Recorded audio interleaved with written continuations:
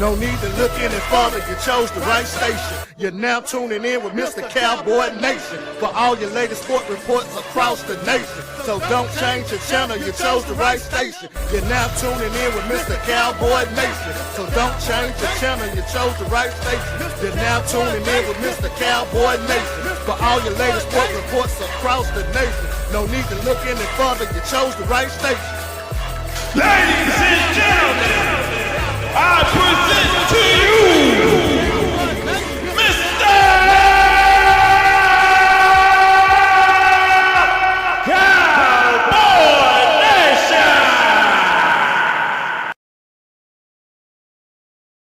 Nation! Yes, sir. What it do, everybody? It's your dog, man. How y'all doing out there, man? All right, so welcome to a new episode of the Mr. Cowboy Nation show. This is the NFL free agency edition. Can you dig it? We're gonna get into who got tagged, who didn't get tagged, notable free agents. There's a trade that happened, a couple of trades that happened. I'm talking about one in particular, though. You know what I'm saying? The other one may come up. The David Montgomery trade may come up. But, we're going to get into what's been going on here lately, man. So, welcome to the Mr. Cowboy Nation show. I am your host, Mr. Cowboy Nation. Can you dig it? You can keep up with the show on our YouTube page, Mr. Cowboy Nation. So, it's Mr., right? Then Cowboy Nation, I don't want to wear it. Also, the Facebook page. This page here you're viewing the show on now, Jerome, Mr. Cowboy Nation McNary. Or we have another page solely dedicated to a show I used to do, Let's Talk Football, Mr. Cowboy Nation. It's kind of just, that page kind of just taking on his own life, you know what I'm saying? I appreciate everybody that's following it, though, because it's growing pretty good. So, the Let's Talk Football, Mr. Cowboy Nation page, this page, Jerome, Mr. Cowboy Nation page, or the IG page, which this show will be soon coming to the IG. So, those of you on IG that's watching the shorts, you know what I'm saying? Y'all about to get the whole show in a minute, very shortly. So, IG _ Mr. Cowboy Nation _ and those are the ways you can keep up with the show. Can you dig it? And all things football. I post a lot of football content, not just about the Cowboys, but about, kind of about a little bit of everything, right? So, speaking a little bit of everything, can you dig it? Oh, let me put this comment in there right quick before we go into further. I see can I get us some company in here. Yeah, so I'll get us a little company in here. Can you dig it? William, what it do, man? Yeah, so the combine,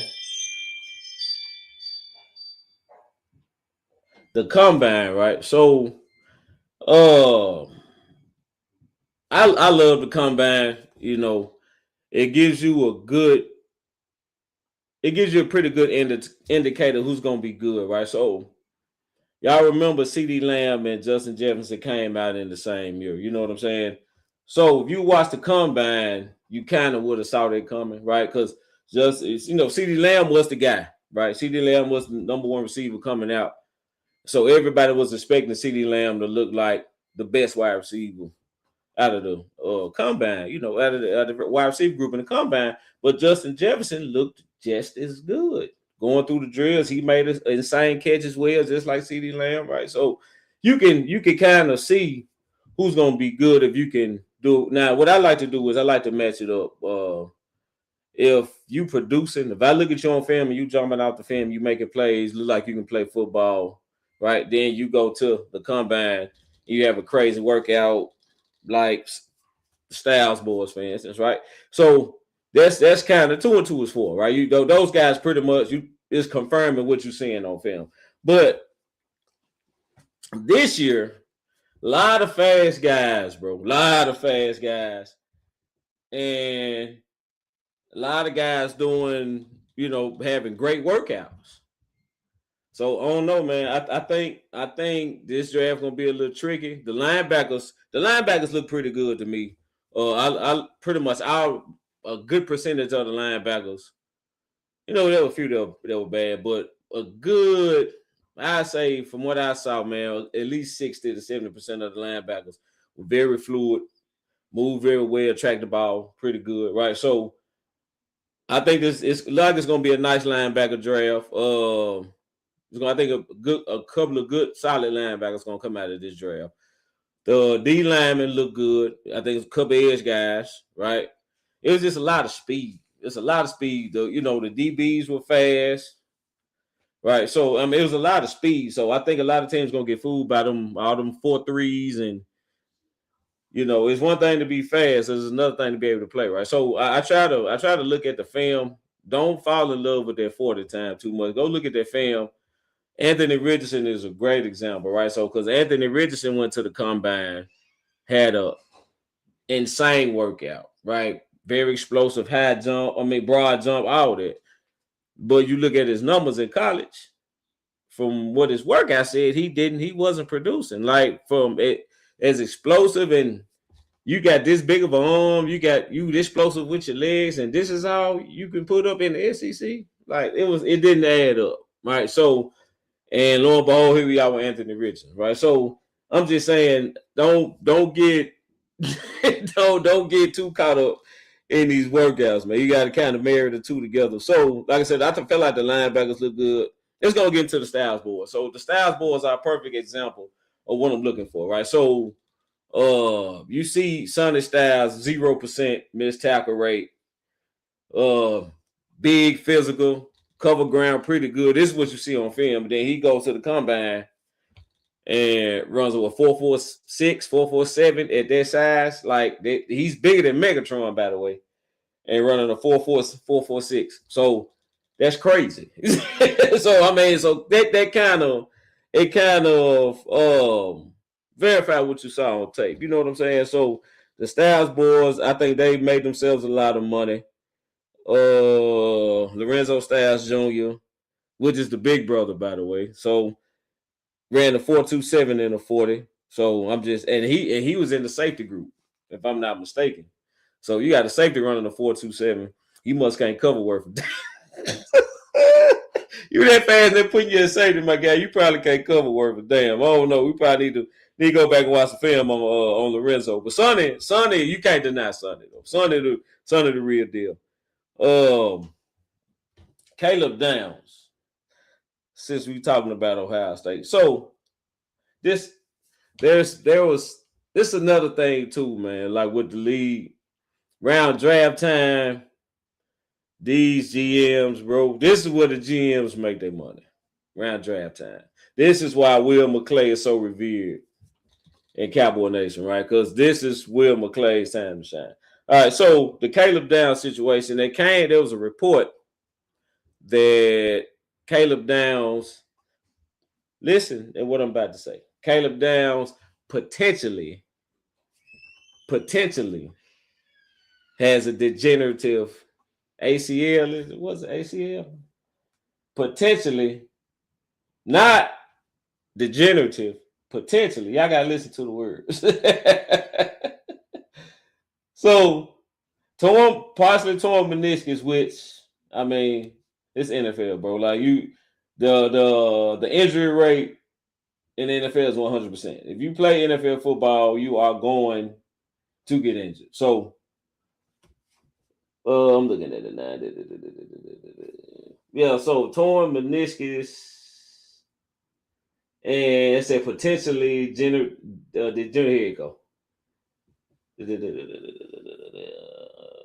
Partially torn meniscus and potentially degenerative ACL doing medical checks at the scouting combine. Caleb Downs. So I find it funny that a team drafting after the Cowboys, their doctors found it. I just find that funny, right? So, you got all these. Caleb Downs is, if this hadn't come out, Caleb Downs was probably gonna go top 10, right? He's that type of safety, generational type cat, very smart. I compare him to Ed Reed. I'm not saying he's gonna be Hall of Fame Ed Reed, but he puts me in the mind of Ed Reed with his game. So somebody that a day one starter that can totally a huge upgrade on your back end, right? I've been wanting Caleb Downs forever. Am I taking them at 12 with this coming out? Absolutely. I'm absolutely taking Caleb Downs at 12, right? And I'm gonna say this. I'm gonna put the disclaimer there. I'm taking Caleb Downs at 12 if my doctor say, all right, cool. If my doctors, y'all got to remember now, the Cowboys got some of the best doctors in the business. So if my doctors look at him and they say, yeah, we good, I'm absolutely positively pulling the trigger on Caleb Downs at 12.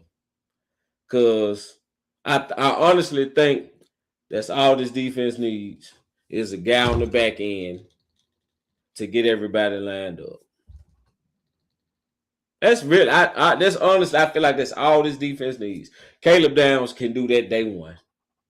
Day one. And he can come in day one, and I guarantee you by week one, regular season, he'll be able to get the defense lined up. Like that's how smart he is as a football player, right? So I absolutely positively want Caleb Downs at 12. I think this degenerative thing is a bunch of caca. Can you dig it? Especially if somebody after the Cowboys, so they trying to get them to fall to them, right? So I don't buy it. It's gonna be a lot of mess like this come up. You know what I'm saying about certain players. It's gonna be characteristics, all type of stuff, trying to get players to fall, right? So I don't buy any of it. Caleb Downs hasn't missed any time with a knee, so he's clearly managing it pretty good, right? So I'm just saying, I don't buy it, bro. I think it's smoke and mirrors. I think they trying to get Caleb Downs to fall. If he at 12, I am absolutely positively pulling the trigger. yeah, that's how I'm just it don't smell right, man. Something stank over there. You know what I'm saying? So, and all these doctors checked him, and there was somebody picking late in the first. Yeah, sure, buddy. Sure, I believe everything you saying, right? So, nah, bro, I'm not with it. I guess we'll talk about the. So David Montgomery got traded to the Houston Texans for a 5th round pick. If I'm not mistaken, right? So what is Detroit doing, bro? Like, is it me? Or am I the only one that realized when Detroit was the number 1 seed, really making a threat to represent the NFC in the Super Bowl is when it was Sonic and Knuckles, right? Powell, Scatback, Thunder, Lightning. I think we can all agree that that's when Detroit was at their best. That's when Detroit really was a threat to represent the NFC in the Super Bowl, because their run game was ridiculous with Ben Johnson, both of them, that O-line. It was crazy. But the Lions got Dan Quinn. I mean, not Dan Quinn, Dan Campbell. And that's the reason the Lions hadn't represented the NFC in the Super Bowl, because they got an emotional guy. I ain't gonna call him an idiot. He pisses me off with the going for it all the time. But Dan Campbell's not an idiot. He's just too emotional, right? So you got a guy that's too emotional leading the truth, man, and you got to have somebody that's level-headed. So I think, but if they had the right cause, I think Detroit would have been in the Super Bowl. But I think they wanted to close it out, especially with this, because as good as Jahmyr Gibbs is, I don't know if Jahmyr Gibbs can be a bell cow, right? I don't know if he can be, and really, we really not really seeing bell cow backs no more, right? I heard that the Eagles trying to trade Saquon. I don't know how true that is, but I heard the Eagles trying to listening. I ain't gonna say trying to trade him, but they are fielding calls for Saquon, right? We heard that fielding calls for AJ Brown too. I'm just Philly, y'all about to suck, bro. I can't wait. But Detroit, man, I think they taking a step back. Cowboy Nation, like, this thing opening on up for us. I'm just saying, look like the NFC opening on up for us. And let's get into it, bro.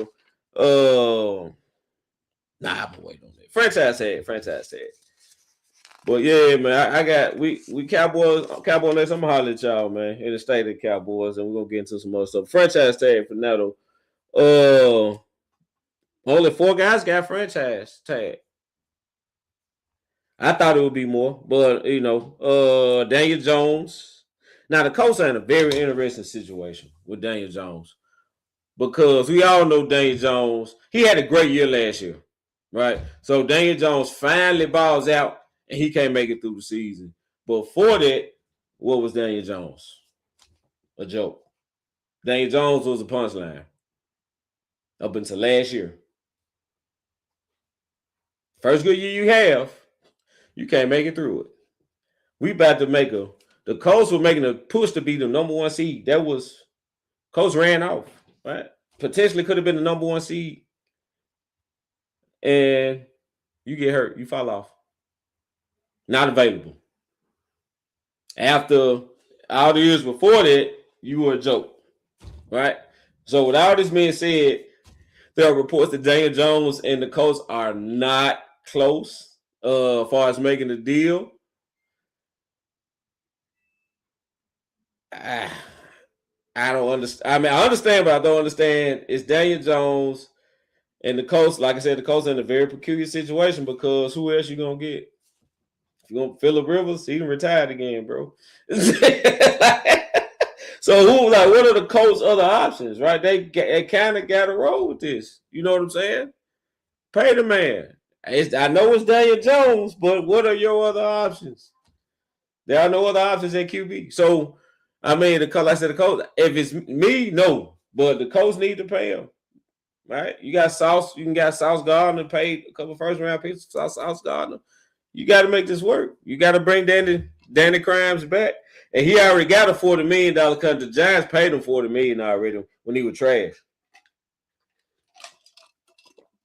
Yeah, the Giants paid him $40 million when he was trash, by the way. So he actually did something with y'all in the after. So y'all got to really pay. Yeah, he might want about $50 million from y'all, maybe 60. He might want to beat Dak, right? So if Daniel Jones passes Dak Prescott, oh my God, bro, I am going to, oh my God, I'm going to hurt myself laughing because this is going to be hilarious. The running back from the Jets, Breece Hall. Y'all know I want a Breece Hall, man. I want a Breece Hall bad. But I'm cool with Javonte. I really like what we got in running back. So I'm not as mad about the Breece Hall franchise tag now. Seeing Blue and Marfa in the Giants game in Week 18 kind of gave me a little hope, right? So I think we good at running back, especially signing Javonte, but I think we good. So I'm cool. I'm cool on any running back right now. Kyle Pitts was one I didn't, I was kind of hoping Kyle Pitts hit free agency. I really wanted Kyle Pitts to hit free agency and those make a run at him. Woo, Lord Jesus. Can you imagine adding Kyle Pitts to what we already doing on offense? It's 40 points. You getting 40. You ain't gonna be able to stop it. Too much going on. And the Cowboys, speaking of Cowboys offense, George Pickens. Right? All right, so I'm gonna stop right here because I've been getting a lot of questions about George Pickens. Hey, Kez, how you doing, baby girl? I'm gonna shoot you that link in a minute. Matter of fact, shoot you that link right now. I'm gonna shoot you the link, Kez. But so George Pickens, franchise tag, right? George Pickens franchise tag. All right, so those of you who are upset about the franchise tag, let me explain this. I'm sending this link to Kill, see if I can get her in here. I'll be right with y'all, bro. But there you go. Bow. So I just sent the link to you, Kill. So the franchise had George Pickens.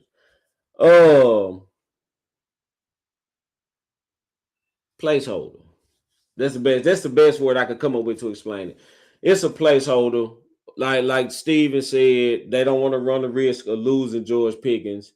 Everybody there they want to. We got Michael Parsons in the wheelchair trying to recruit him, right? So yeah, he's a high commodity. Even though everybody was saying he was gonna crash out, he was gonna mess the Cowboys locker room up.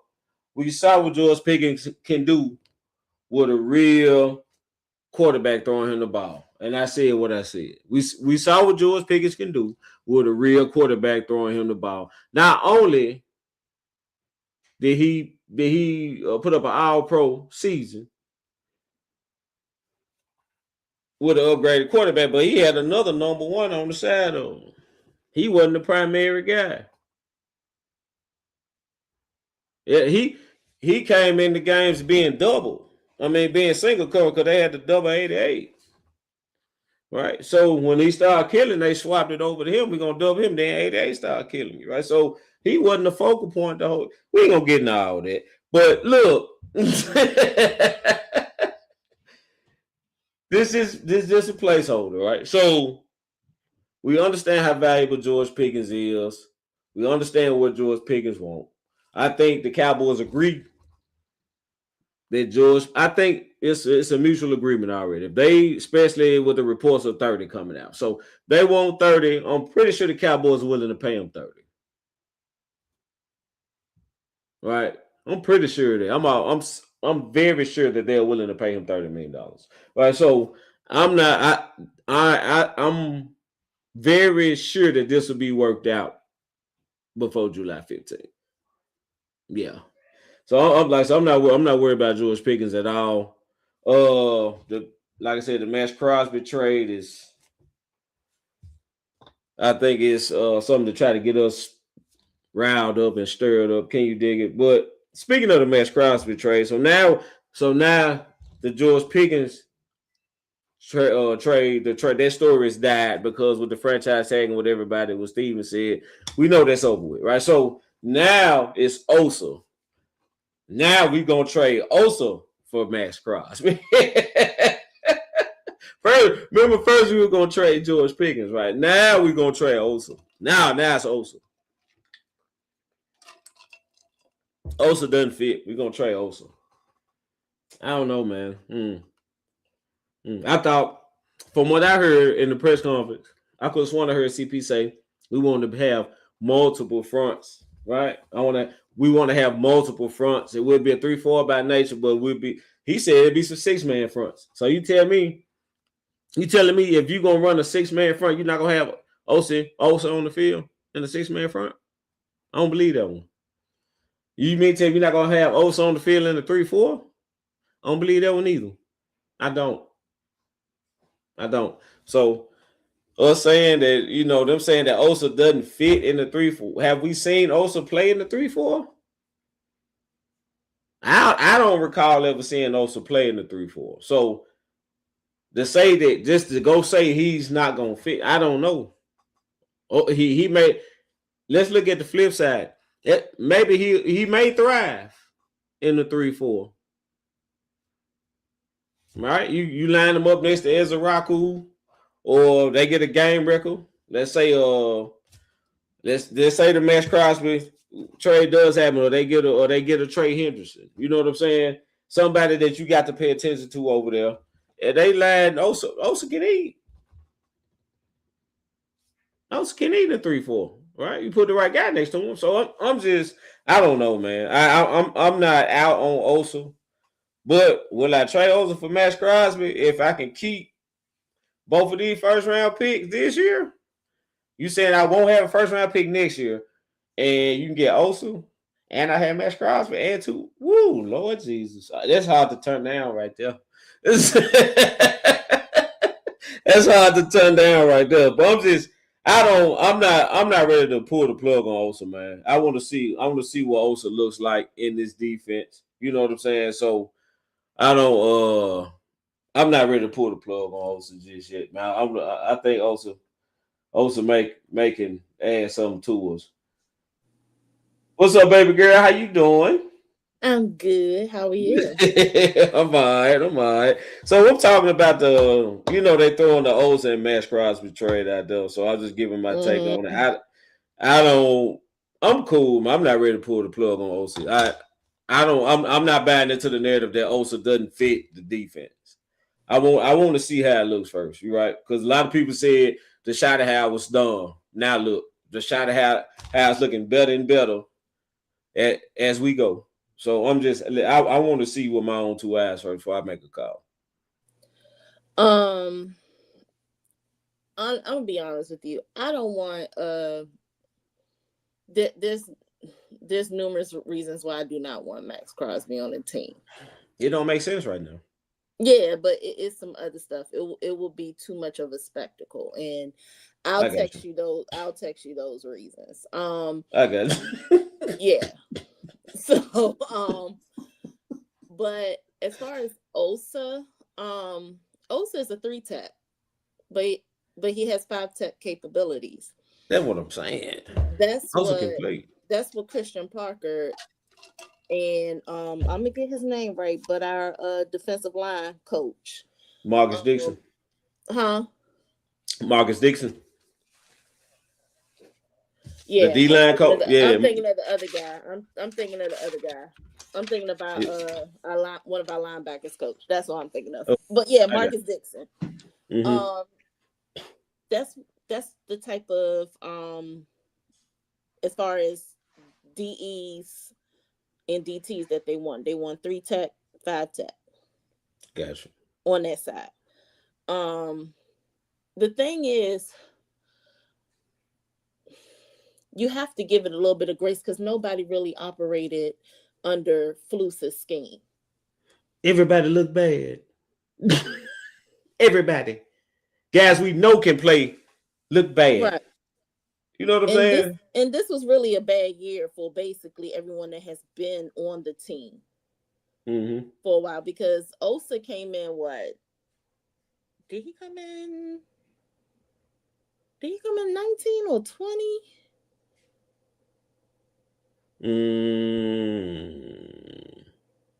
What you talking about? Talking about in the rankings? No. When did we get Osa? When we draft him? I think that was the COVID year. Yeah. He wasn't the first round pick though. I think Osa was second. Later. Yeah. He was later. Yeah, like second or third round pick. Yeah. Yeah. So Osa has been good. It was just that, this year it hasn't everybody looked horrible. There's no way to go. Yeah, it was hard to evaluate anybody on defense last year. Because the scheme, it was so bad. You know what I'm saying? It was so bad. Like Siobhan, I think Siobhan, I'm still hounding Siobhan Rebel, to be honest with you. I'm still hounding him. I mean, honestly, he should have been red-shirted last year. This wasn't because he didn't have no type of no type of training camp, nothing. And then his first practice was getting ready for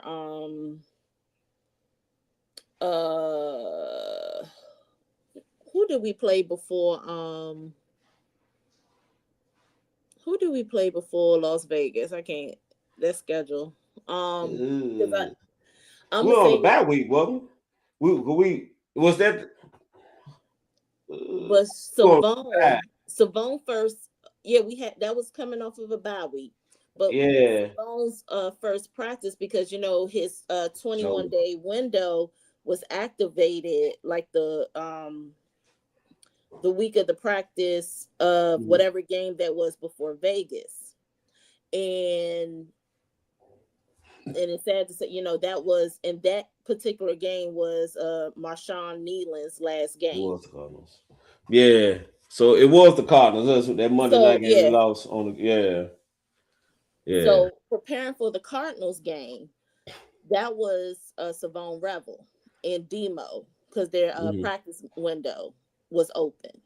Yeah. So that's basically like his training camp and everything. You ain't lying. He missed all the training camp, really. Yeah. He missed he missed his rookie training camp. He missed OTAs. He missed the mandatory mini camp in June. He missed training camp, even though he was there and everything, and he was learning the book and everything. but Yeah, he he wasn't couldn't. getting no reps in. Yeah, Yeah, he was trying to he get wasn't getting healthy. no reps in. Mm-hmm. So basically, like towards the back end of the schedule, that was like his training camp. He should have been Mm-hmm. redshirted. Yeah, yeah, yeah. But like I think, and that's probably the thing I'm most excited about with this Christian Parker hire is what he gonna develop from. Because I am very high on him. I think he can be a bad boy. I do with the right coaching, and CP seems like the guy they can do it. Yeah. You know what I'm saying? Yeah. And So plus he is a zone cornerback. When you look at it, he was the only zone cornerback that was mm-hmm. in the room. Yeah. But CP say he liked this. He liked this game in press too. Yeah, You know what I'm saying? Yeah. he So wants everything hybrid from the yeah. the DTs, the linebackers, um, the safeties, and the cornerback. So everything is going to be hybrid. So when you look Mm-hmm. at the way that he's looking at the linebackers are hybrid. Mm-hmm. They play both outside, inside, middle, and he likes the ones that have versatility and safety. And Mm-hmm. we've seen that scheme under not so much of Mike Nolan, but we've seen that scheme under Dan Q and Mike Zimmer, Mm-hmm. where the safety will come up as a linebacker and vice versa. The Mm-hmm. linebacker will go in as a safety. So Mm-hmm. we've seen that scheme, but the difference is that we're going to see a whole lot of cover six with this Christian Parker scheme. And I love Mm-hmm. me a good cover six. And so you're going to see a whole bunch of confusion, a whole bunch of disguises within this defense. And the one thing I have been saying on a few shows that I've been on, that it's hard for an opposing team to game plan under a Christian Parker scheme, because every game is different from the last. Mm-hmm. That's what he said. And He the really disguises are different. yeah. Mm-hmm. And it brings a lot of confusion to the quarterback and the But that's what OC. he said though. He said he liked to affect the quarterback, and he said you can affect the quarterback, dude. Like his press conference was so. Oh my god, I was like, I see why they hired him, dude. Like you can tell he's very smart. He know what the hell he doing. Yeah, very Yeah, philosophical. And yeah, I don't want to say like I actually know him and I met him, but I go a long way back with Christian Parker because I've seen how he game plan when he was with Virginia State. Virginia gotcha. State is also known as Big State. Norfolk, and then he was there from like 2014 to 2015, and then from Mm-hmm. 2015 to 2016 he went to Norfolk State, which is a little bit down the road, and that's also known as Little State. So I've seen him in the HBCU round, and now you're bringing Marcus Dixon in. So Mm-hmm. one thing that I do know, they're going to bring a lot of HBCU flair, like football Mm. flair, into this team, and I'm looking forward to that. I'm very looking forward to that. And then you got Ryan Smith, Yeah. who is also his frat brother, and I know a lot about Ryan Smith. Mm-hmm. Big Time and I talked about it a couple of times. I said, yeah, I said he knows Mike Tomlin very well, very, very well. It's a little bit of Divine Nine info Yeah. intel with that.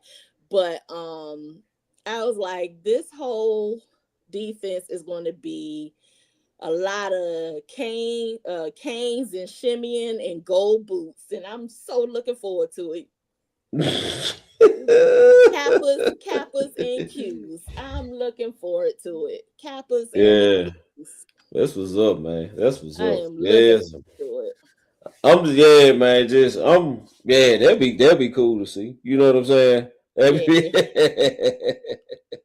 So, notable free agents. I got a list of notable free agents I was gonna go through. Kyler Murray. No, Kyler Murray. Oh, Call of Duty? Yeah. What you call it?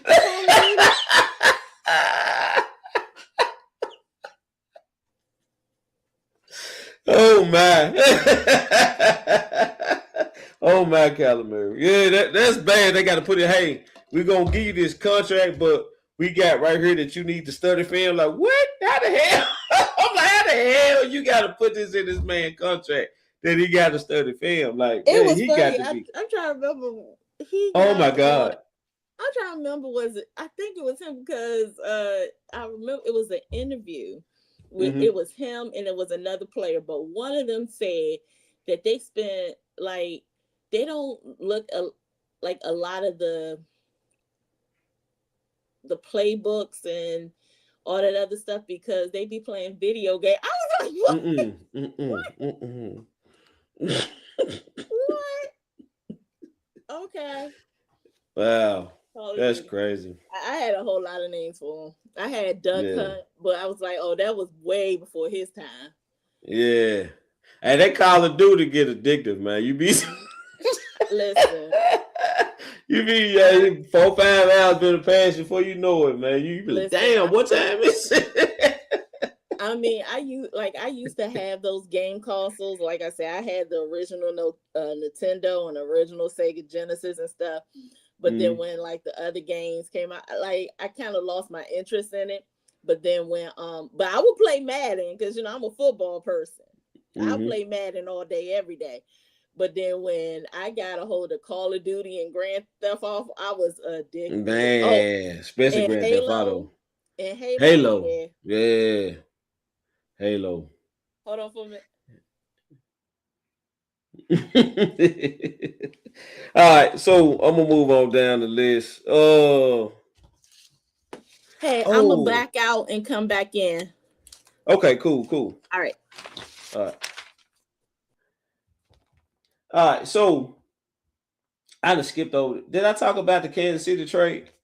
Yeah, I did not. So Kansas City made a trade with the Chiefs for Trent McDuffie, right?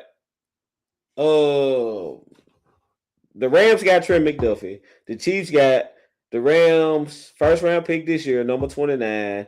The Rams 5th round pick this year. The Rams 6th round pick this year, and also got a 3rd round from 2027. Got the Rams 3rd round 2027 for one player. Now don't get me wrong. Trent McDuffie is like that. He is. But that's a lot. That's a lot, bro. That's a lot for one corner, man. Like, I can see this for Surtain or Stingley from the Texans. Like, one of them, I can see that. But Trent McDuffie, nice, bro. But, nah, man. That's a lot, man. That's a lot. And it's in the Rams. I see right now the Rams GM don't give a damn about no first round pick. He can care less about picking in the first round. He can care less about picking in the first round. It was like, damn them picks. All right, so next on my free agent list is Quay Walker. I love me some Quay Walker, man. And it wouldn't it be fitting? Wouldn't it be fitting for us to take a player from Green Bay, right? How Michael Parsons was all at the Pro Bowl trying to get George Pickens from us. Wouldn't it be fitting for us to get their team captain from last year and bring him over, and we just ball out on defense? Ooh, I love it. But I always been a fan of Quay Walker. He a little bit of a crash out too, but he didn't get a little better. He didn't get a little better. Quay Walker. So if you ever seen the video, a Green Bay player going down the tunnel crying and fussing to himself, that was Quay Walker. He had crashed out in the game. Went off on the ref and got ejected. So, yeah, he was crying in the tunnel. He was crying in the car, basically. But Quay Walker's a hell of a player, man. A dog, very emotional, right? So, Oh yeah, I definitely take Quay Walker. So his next name on my list, I kind of got a little bit like this, not because of him, because his brother Stephon Diggs, baby making Diggs. Isn't it funny that both of them are looking for work now? Right? Ain't that crazy? But I think Stephon may end up back in Buffalo. They need a number. They need a real number one. And Stephon can step right in and play with Josh Allen. You can say what you want about Stephon Diggs. Off the field, on the field, he like that, bro. He on the field, he like that. And I'm gonna be honest, if I'm New England, I don't understand why you cutting him. He just got you to a Super Bowl, right? He got you your first division title, since Brady, pretty much. Like, why? I mean, I understand about the stuff off the field, but on the field, he liked it, bro. Like he balled out. I'm just saying, I don't see why New England cut him. I think New England's going to miss him unless they can trade for AJ Brown. I heard been trying to get AJ Brown. I hope they make that happen. But I mean, they're gonna have to replace him though. You can't just let Stephon Diggs walk and not replace him and expect to get better. That's not gonna happen. That's not gonna happen. Now Trayvon gonna have to play for cheap somewhere. Like, so Trayvon has really shown. I think he's gonna be hard to sign, bro, for a lot of money. You're not healthy. You didn't quite carry yourself right in Dallas, right? So he gonna have to play for cheap on a prove-it deal. Now this next one is very interesting. Mekhi Becton, the Chargers, will be a free agent. I think Mekhi Becton was instrumental in the Eagles winning the Super Bowl year before last. And I think Mekhi Becton was the guy that really put that O-line over the top. Like, but what they were doing with him pulling them and how effective he was in the run game, I think Mekhi Becton was the guy they really put Philly's O-line over the top. So I'm kind of hoping he don't end up back in Philly. I'm kind of hoping he don't end up back in Philly, but we'll see. But I just felt like there was, I like, damn, they really let him go. But yeah, Bobby Okereke of the Giants is also expected to be a free agent. And Shotty, let's say Shotty love him. Shotty is, hey, yeah.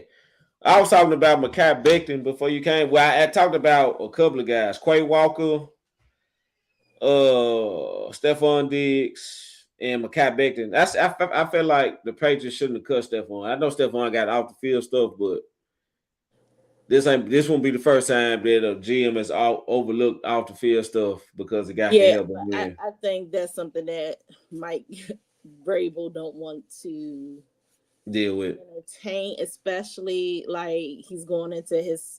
That was a lot for his first year as a coach. He got you to the Super Bowl, man. Yeah, that too. I'm just saying, like, he got you to the Super Bowl. Yeah, like, but I think it's like what Shotty is doing, culture. Mm-hmm. Yeah, I understand. But they're gonna have to replace him though. Like, you can't just let him walk and don't bring somebody else back in. Yeah.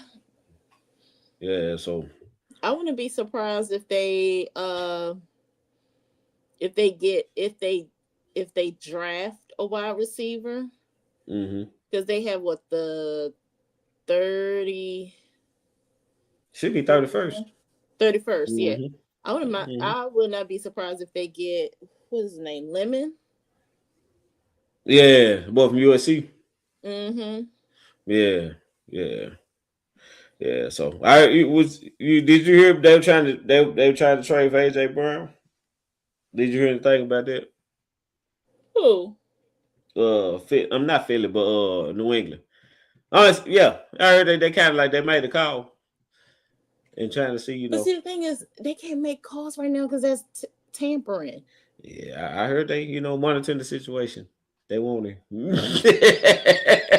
That's tampering. That's yeah. I mean, it's a trade though. We trading. You see what I'm saying? It ain't like I'm trying to Yeah, we trade. I'm talking to y'all about a trade. Oh, wait a minute, hold on. Yeah. No, I'm thinking of free agent. Yeah. Yeah, it's not trade different. No, trade is different. Yeah, I'm thinking of free agent. He's not a free agent. Yes. I can see it. Yeah. I can see it. Mm-hmm. So what you think about Quay Walker in Dallas? Linebacker from Green Bay, number 7. I don't want no more Green Bay players. Shh. I take Quay Walker. I like him. I like him. I'm just being right now. I'm just being petty right now. No, because honestly, like when I said with the Micah Parsons trade, we should have gotten more. Mm-hmm. We should have still got those first round picks, the second round pick, and it was either between Walker or wasn't it Edgerton Cooper? You know who I'm talking about. Yeah, Cooper, yeah. Mm-hmm. Yeah. So one of those two, along with Kenny Clark. I'm gonna tell you something. I think that really showed you the fact that that's what we got from Michael Parsons. Really showed you what the league really thought of him. I'm just gonna keep it a book.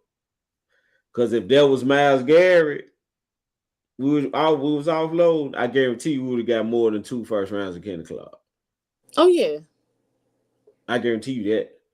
You know what I'm saying? And they supposed to be, you know what I'm saying? They supposed to be neck and neck there. And my thing is the production that Micah Parsons, gave Green Bay, before his ACL.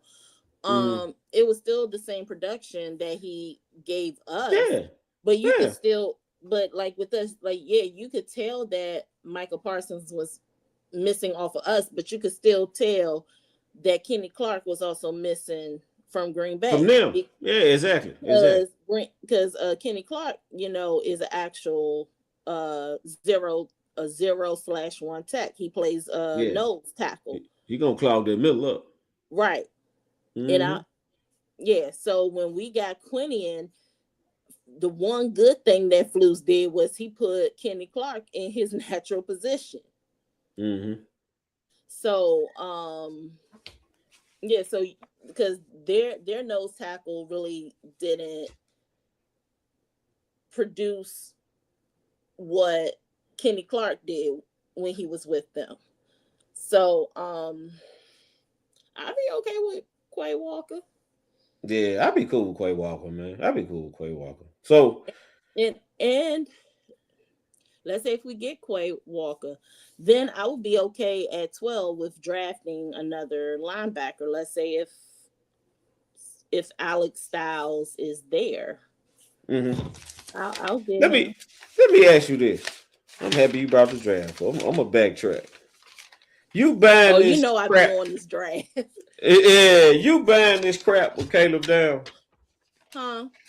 You buying this report with Caleb Downs in the degenerative ACL? Are you buying this? Or you think it's smoke and mirrors? You think he played on it.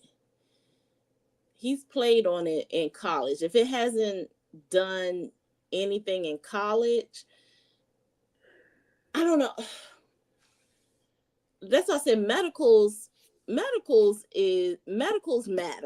That's one thing I would say. Medicals matter. Honestly, I don't know if it will bring. He will still be drafted in the first round, but he was like maybe like a high 10 or a high 15 pick. Mm-hmm. It will probably bring his draft stock a little bit down now that it's out. That but the thing is with ACLs, do I really want to? Let's say if I'm like Washington Commanders, I think they're at 7 or 8. And I know that's a position that they need. Do I want to draft anybody that high, knowing what I know about this player? And God forbid, if he do get hurt, whether it's in rookie mini camp, OTAs, mandatory mini camp, training camp, preseason, then I feel like I've wasted a high draft pick on a player. Mm-hmm. So I don't know. I mean, if it's not causing him any problems, I will try to get it checked out. See if I could, because I think they have pro days coming up soon. Mm-hmm. He has his pro day coming up soon. Can he get by just enough to do whatever he has to do with pro days, and then if he could get a cleanup, he could get a cleanup. Still go to the draft and everything. He'll be ready. I mean, he may not be able to do anything for rookie minicamp and OTAs, because OTAs is like right behind rookie minicamp, but he'll be set to go in June for a mandatory minicamp, and then he has a 3-week break before training camp. That's the only, I don't know, but I don't know. I think somebody. So this is what I heard. I heard it was a team doctor that picks after the Cowboys that found it, and the word potentially let me is say that again. it was a team that picks after the Cowboys. They team doctor found it. Oh yeah, because they have because last year, was it our team doctor that was there? I mean, we can say what team it is. Who is drafted after us? Who is drafted? Hold on. Who is drafted after us? Wait. So what the guy said? He said he knew what team it was, but he couldn't say it. But he can say that the team picks after the Dallas Cowboys. That's what he said. But the thing is, that's not like tampering. Yeah, but he said he couldn't say exactly who it is. He said, but he know that they picking after the Cowboys. Okay. So I guess he was told not to let the cat out the bag, or you know what I'm saying. But no, which kind of raised my antennas up a little farther. I feel like this smoke and mirrors. They trying to get Caleb to fall. I mean, I get why he's saying that. Yeah. But this is not like it's a trade or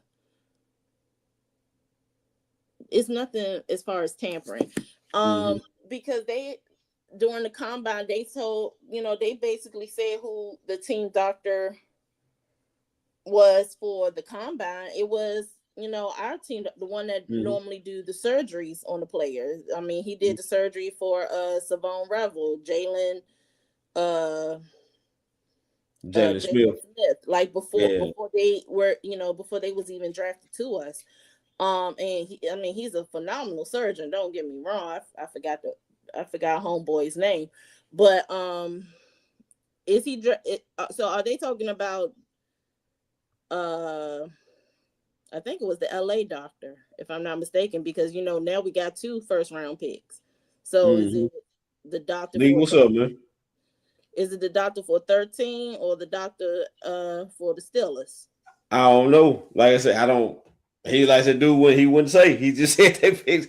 So with that being said, then I'm thinking it's the LA and Pittsburgh got some top notch doctors and hospitals and stuff like that. But I'm thinking it was the surgeon for the Rams, if I'm not mistaken. That's nothing. I mean, that's nothing to keep secret, because they. I mean, even like I'm hoping, if everything goes right, I want to be at next year's combine, because when you get the game day program and everything for each day, it basically tells you the players that's being evaluated. It will tell you the medical team that is there that's doing like the medicals and all the other stuff. So that's nothing. That's free game. That's nothing to be secretive about. I got you. Yeah. So I'm thinking it's the Rams doctor. as much as I was watching the combine, this is the one time I didn't see like who was the medical professionals that was there for combine and stuff. Okay. But once I find out if it's the one from Pittsburgh or the one from LA, I'll let you know. Okay. All right. So Bobby Okereke, this one I'm at now on the list. Bobby Okereke, New York Giants. I think they informed him that he's gonna be released. Shadi had some nice things to say about him. I like him better than Crosby, to tell you the truth. That's just my opinion. So you rather have him over Quay Walker? And Hendrickson. I like him better than Henderson. Do you? I think I do. Now, I mean, granted, the Giants is booty juice. They booty juice. The Giants front was something serious though. I give him that. Yeah, the Giants have always played us. Chris, it's the Rams after that. Yeah, but it's also Pittsburgh after us too. Mm-hmm. Because we have pick 20 and they're pick 21. I got you. We got 2 first-round picks, Chris. So, yeah. So, the Giants have always played us tight. Mm-hmm. I didn't like that we gave little Russ, 500 yards on the man.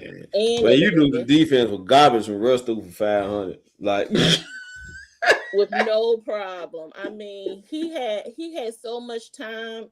Other dudes were so open in the pocket. He could have mailed off an Amazon package. He could have did an Amazon order. He could have been doing the level up dance with his wife. He had all that time. And then when he saw that we was not operating in no type of space at all, then you gonna let him run? and Russ is known for his footwork. Yeah. It was just, oh my God, it was so bad. But so yeah, I would take him. I don't know if I like him over Trey Henderson, but I do like him though. I'll take him in Dallas. I would. And I'm surprised that Cincinnati they was like, you know what, on second thought, because the weekend of the Super Bowl, they were talking about putting the franchise tag on them. I thought they were gonna put the tag on them. No, they did. That thing nicely scrolled up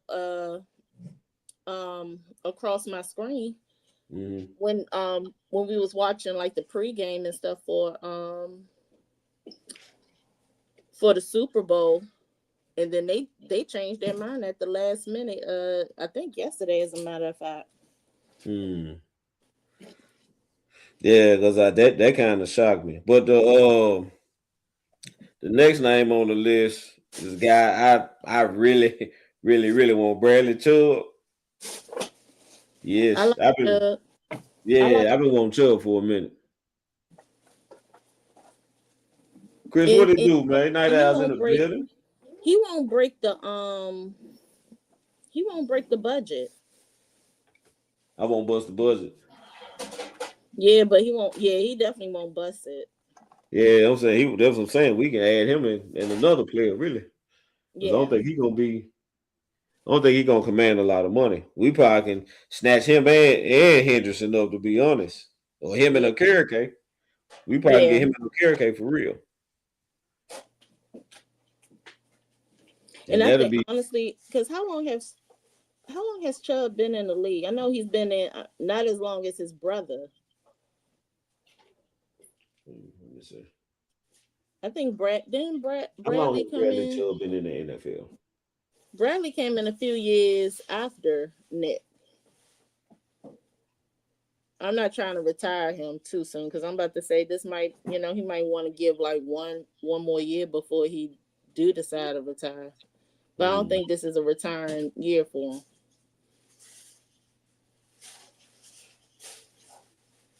Yeah, Bradley Chubb, 29. I said he 29. I'll probably give him 2 more years. Yeah. Like a 2-year deal. Maybe a 2-year, 1-year voided type deal. Well, 62, 76. Ooh, And that 1 year voided can be like guaranteed money. Mm-hmm. Yeah, so and that's another reason why I'm against the Max Crosby trade, man. It's too many options. Yeah. And we, like I said, we don't need the 85 Bears defense. We don't. Nah, We them don't. days. You give me the 2000 Rams defense. It's just good enough. You know, that 2000 Rams defense was just good enough. They'll make some plays here and there, and they slow you down just enough so that offense can get on past you. Right? That's all we need, man. Yeah, I still think Tennessee Titans won that Super Bowl, but that's just me. Nah, I mean, they were y'all short, man. So I'm from Memphis, right? So I get into it with a lot of Titans fans here, and that's my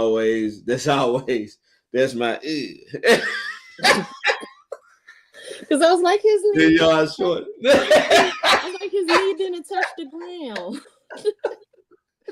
I was like his knee did not touch the field. That was a touchdown. Yeah, that's how I get them. But I tell them that y'all short. I think that year they actually played in Memphis before the stadium. Yeah, they were playing in Memphis for a minute, but we knew that they were eventually gonna go to Nashville, so we ain't taking serious here. You know what I'm saying? So we knew that eventually we were gonna go to. We knew they was building the stadium. We knew who they were building the stadium for. So it was like but their new stadium. Oh God, it is nice. That new stadium that they get. Ooh, that thing. Nice. Yeah, it's nice. I had fun when I was in Nashville when I went a couple of years ago for that game.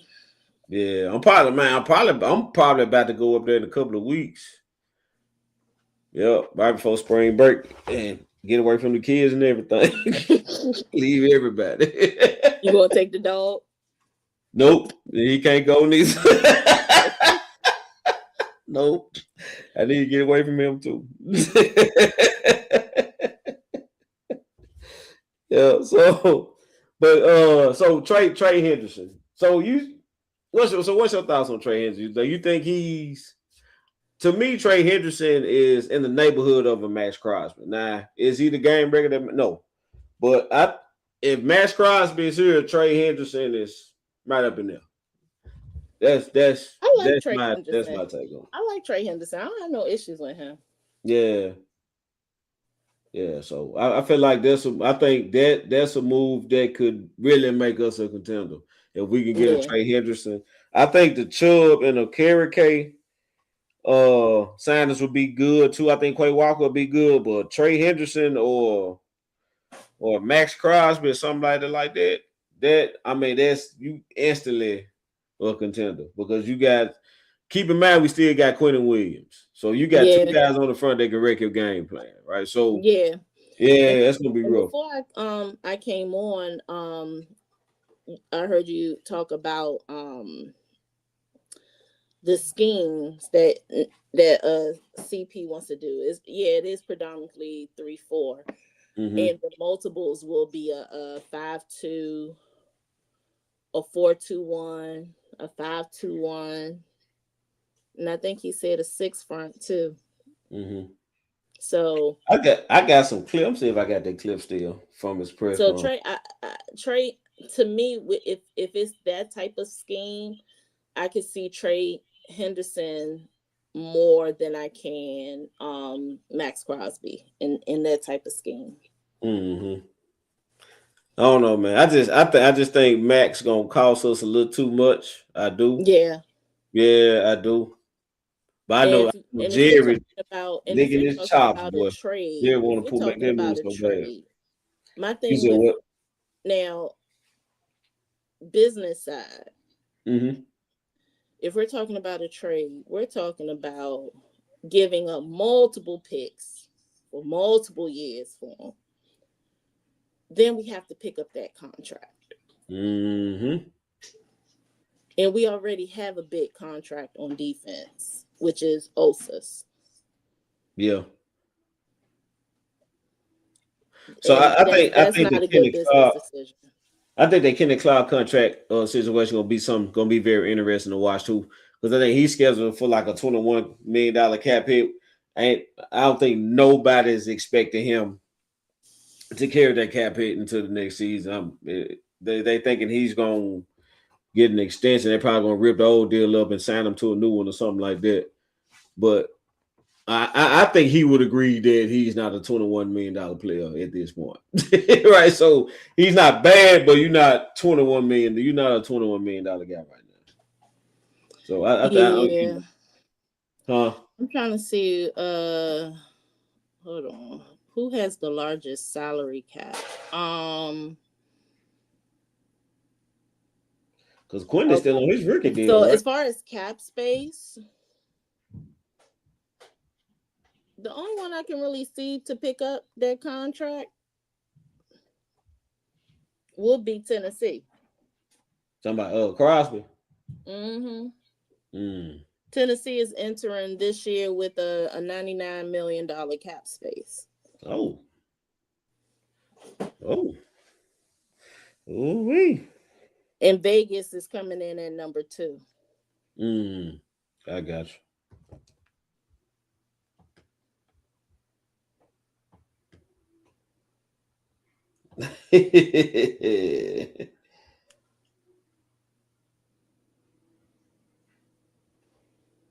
I just don't want Max Crosby because I know it's going to be too much of a spectacle. Yeah, man. Make sure you send me that. But make sure you send me that. But yeah, I think I'm cool at this point, man. And then we still hadn't got into what we can add in the draft. All the outside edge players in the draft. It's some nice ones in the draft. Oh, that I it's can have a for lot. 5 years for cheap. I can tell you so let me look at the edges real quick. Out of the edges, Marcus Dixon and Christian Parker are looking at 1, 2, 3, 4, 5, 6, 7, 8, 9, 10, 11, 12, 13, 14, 15, 16, 17, 18, 19, 20, 21. 21 DEs. Out of the tackles, they're looking at 8.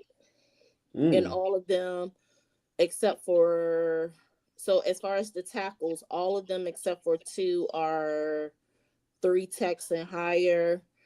Then there's 2 1 techs.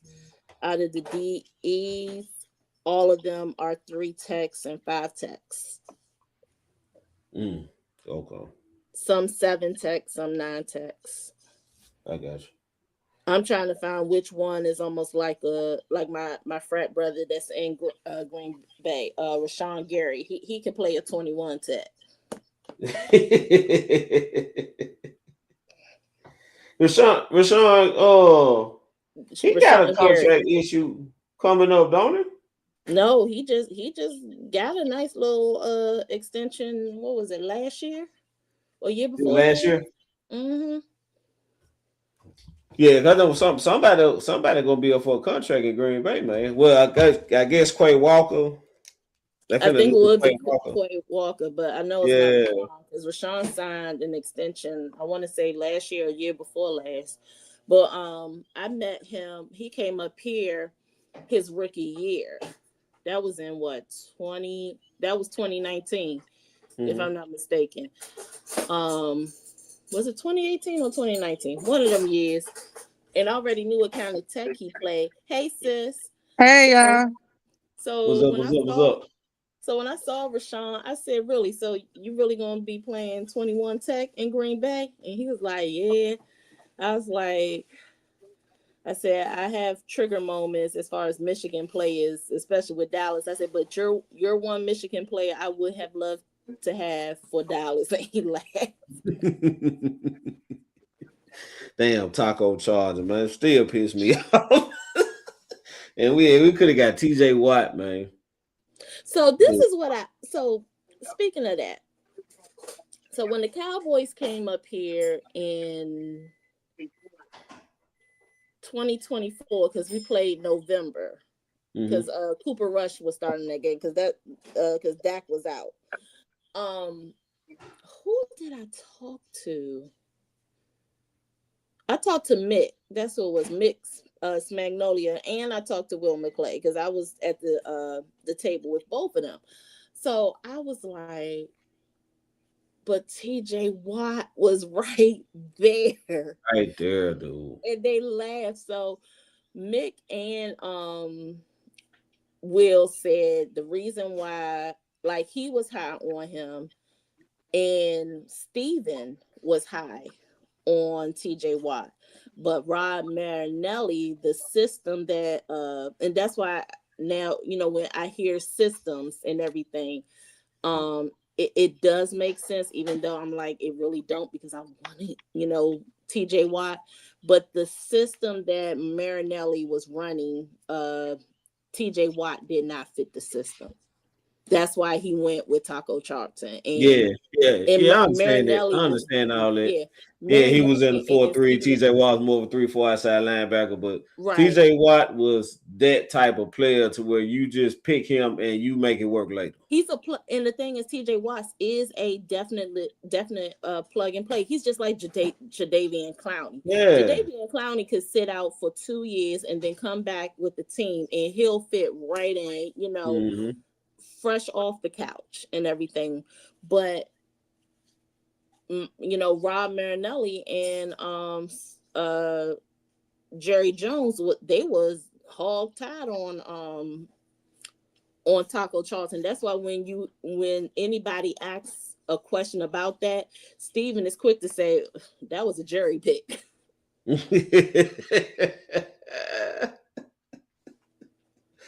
I'm like, all right, Steven, don't get fired again from by your daddy, because y'all got a track record. All them kids got a track record of being fired by Jerry. I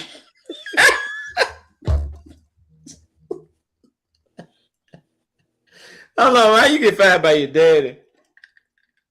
Because they do speak out on a lot of things that Jerry don't want to hear, and he be like, you fired.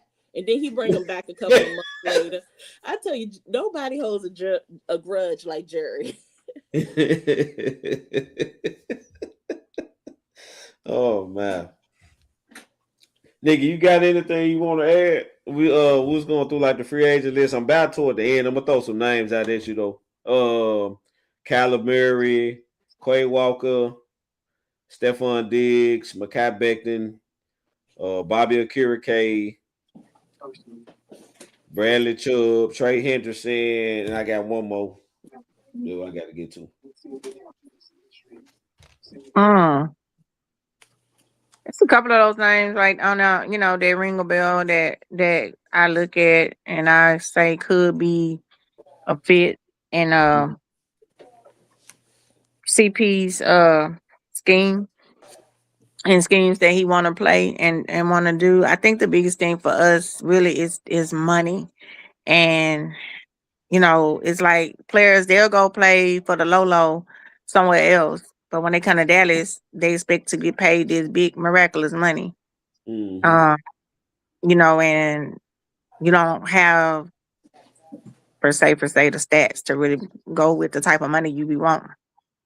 I mean, like Stephon, he deserves, he should get paid. Like, he balled out for the Patriots.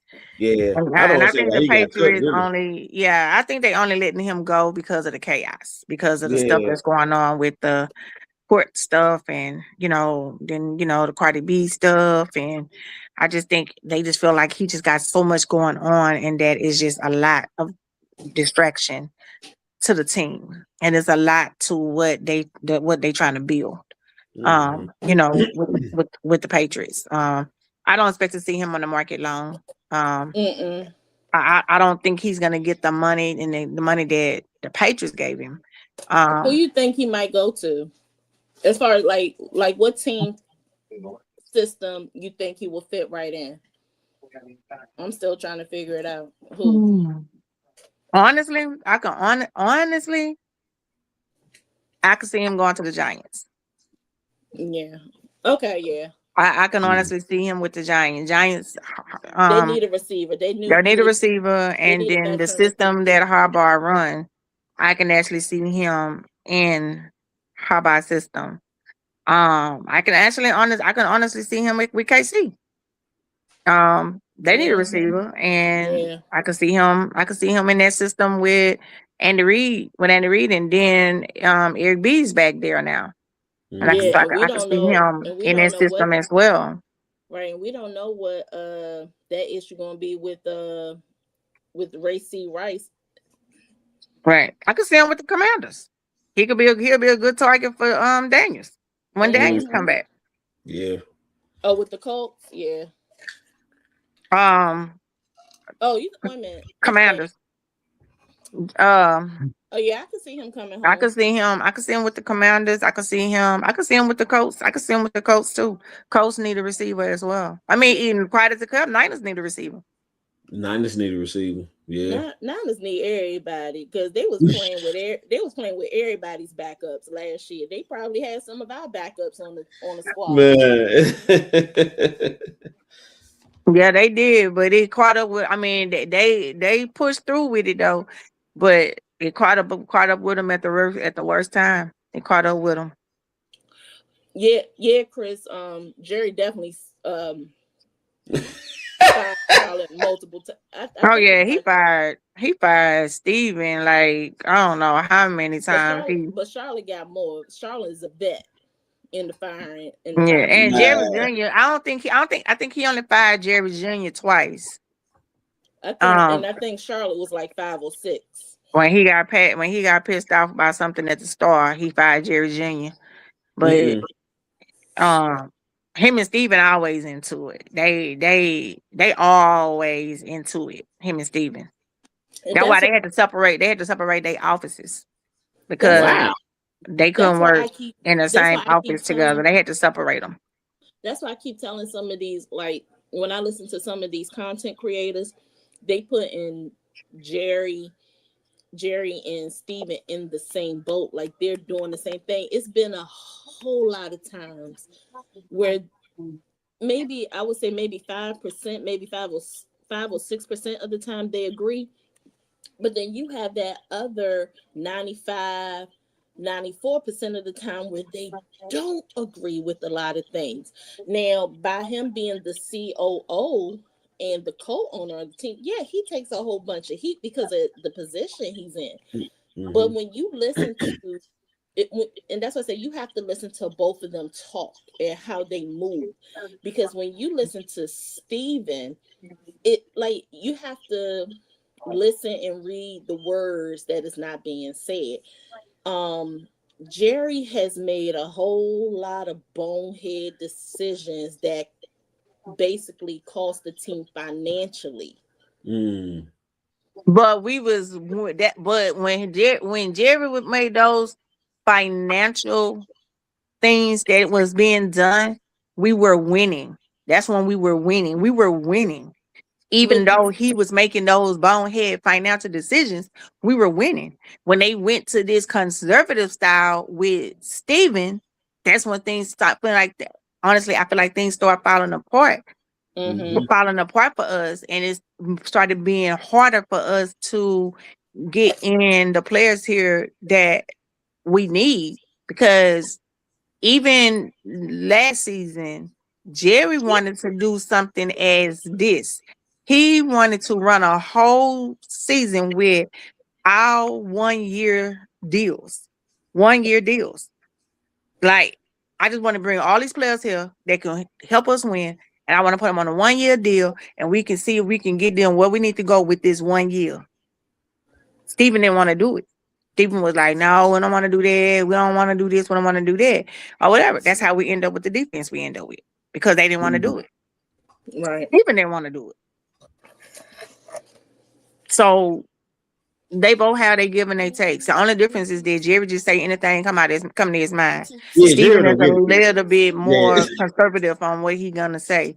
But you always know when they arguing. If you pay attention to both of them, you always know when they are into it, because Steven will get a 105.3 The Fan and say something totally different than what Jerry will say.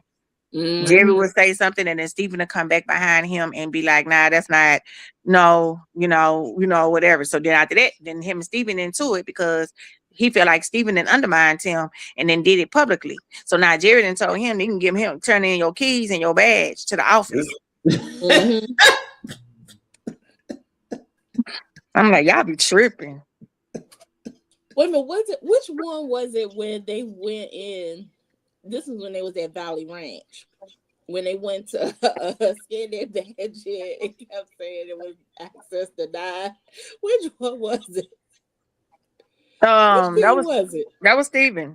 He tried to go in the office and they said that his badge was declined. It was denied. His access was denied. And then he called home and he said, "Oh yeah, you're fired." He said, "Oh, I forgot to tell you before you went up there, you fired." It's like, oh my God. I think the last time I heard them argue publicly was when I forgot who it was, got in trouble. And they actually was on the thing arguing back and forth. And Jerry was just like, I don't know what. He was like, "I tell you what you can do though. You could bring me them keys, you could bring me them badges, and you could just stay to the house."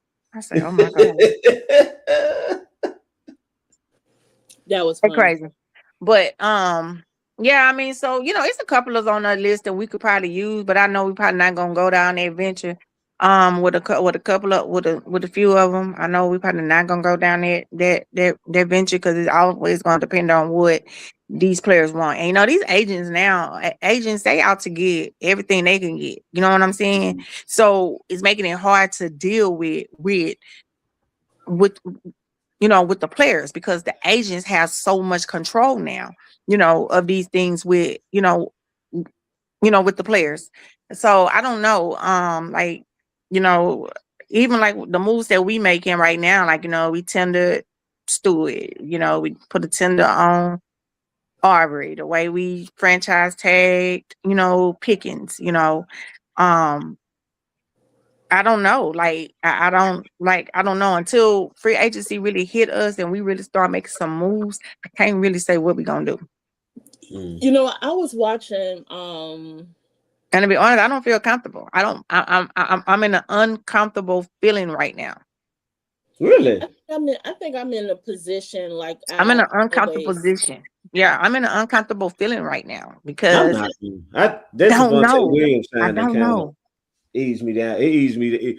When they signed Javonte Williams, they let me know that Shotty's voice is carrying some weight. Yeah. So yeah.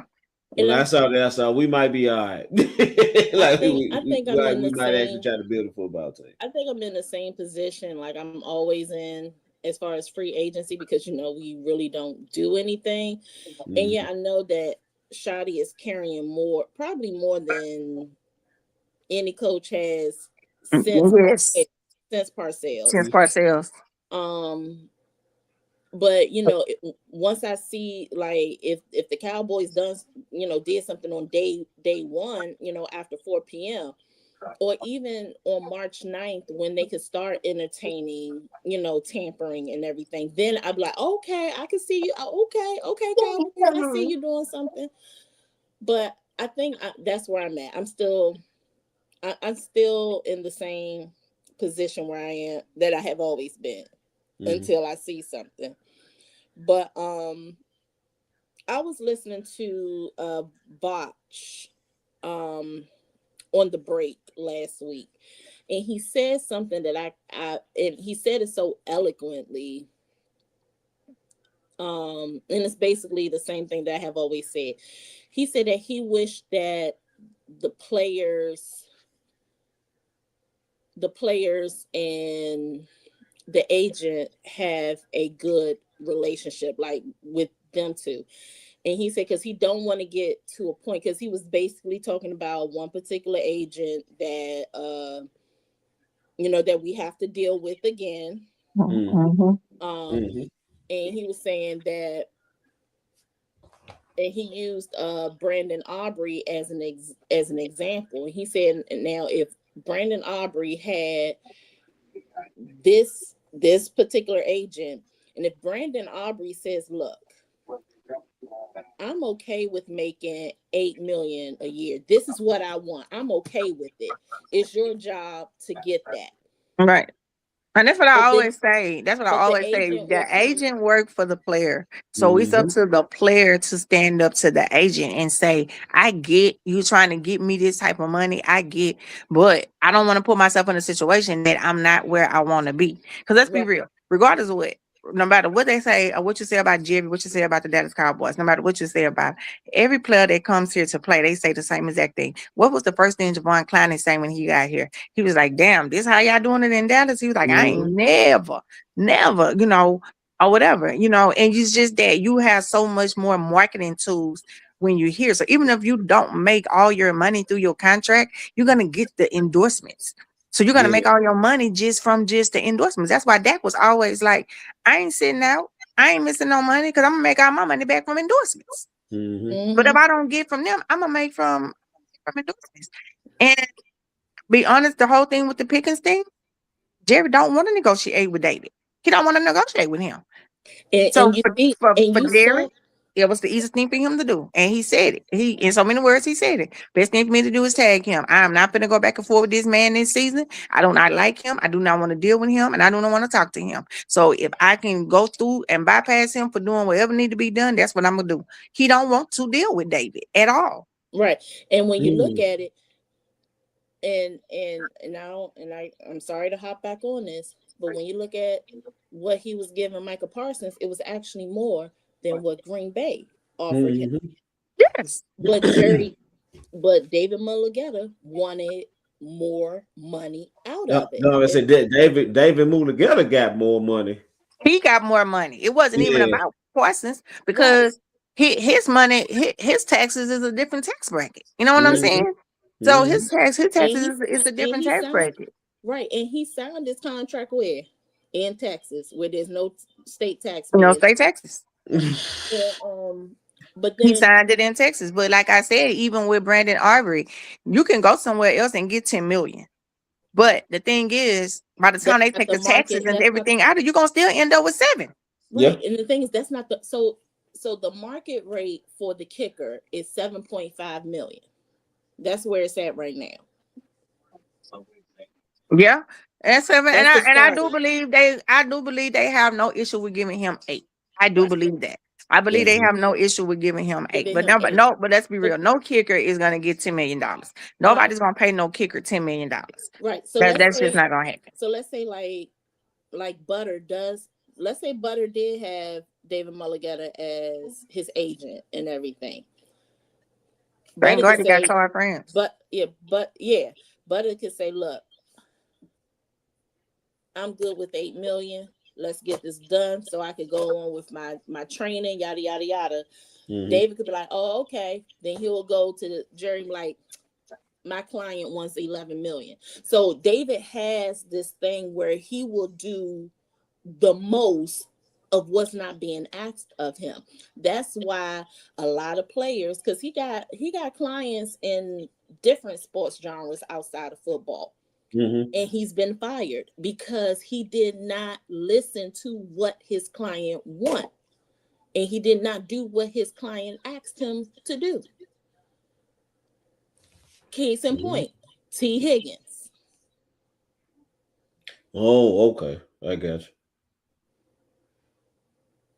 Because T. Higgins signed that contract without David Mulligetta, and then he fired him. He said, this is not what I want. And I'm glad Javonte Williams did not go with him. He went with Clutch Sports, who is Nicole Lynn. Nicole Lynn, if that she's time enough for David Mulligetta. Nicole Lynn has Quinion Williams under her. This is the black-owned sports agent who also manages Jalen Hurts. So that's who Javonte Williams had, and she's a member of the Divine Nine. Hey, so yeah, because Javonte had a different agent, and he switched his agent in the middle of the negotiations.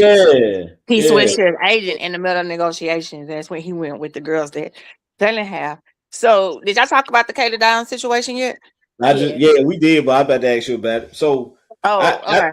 I think it's I don't believe it. I think somebody trying to get him to fall. That's what I think.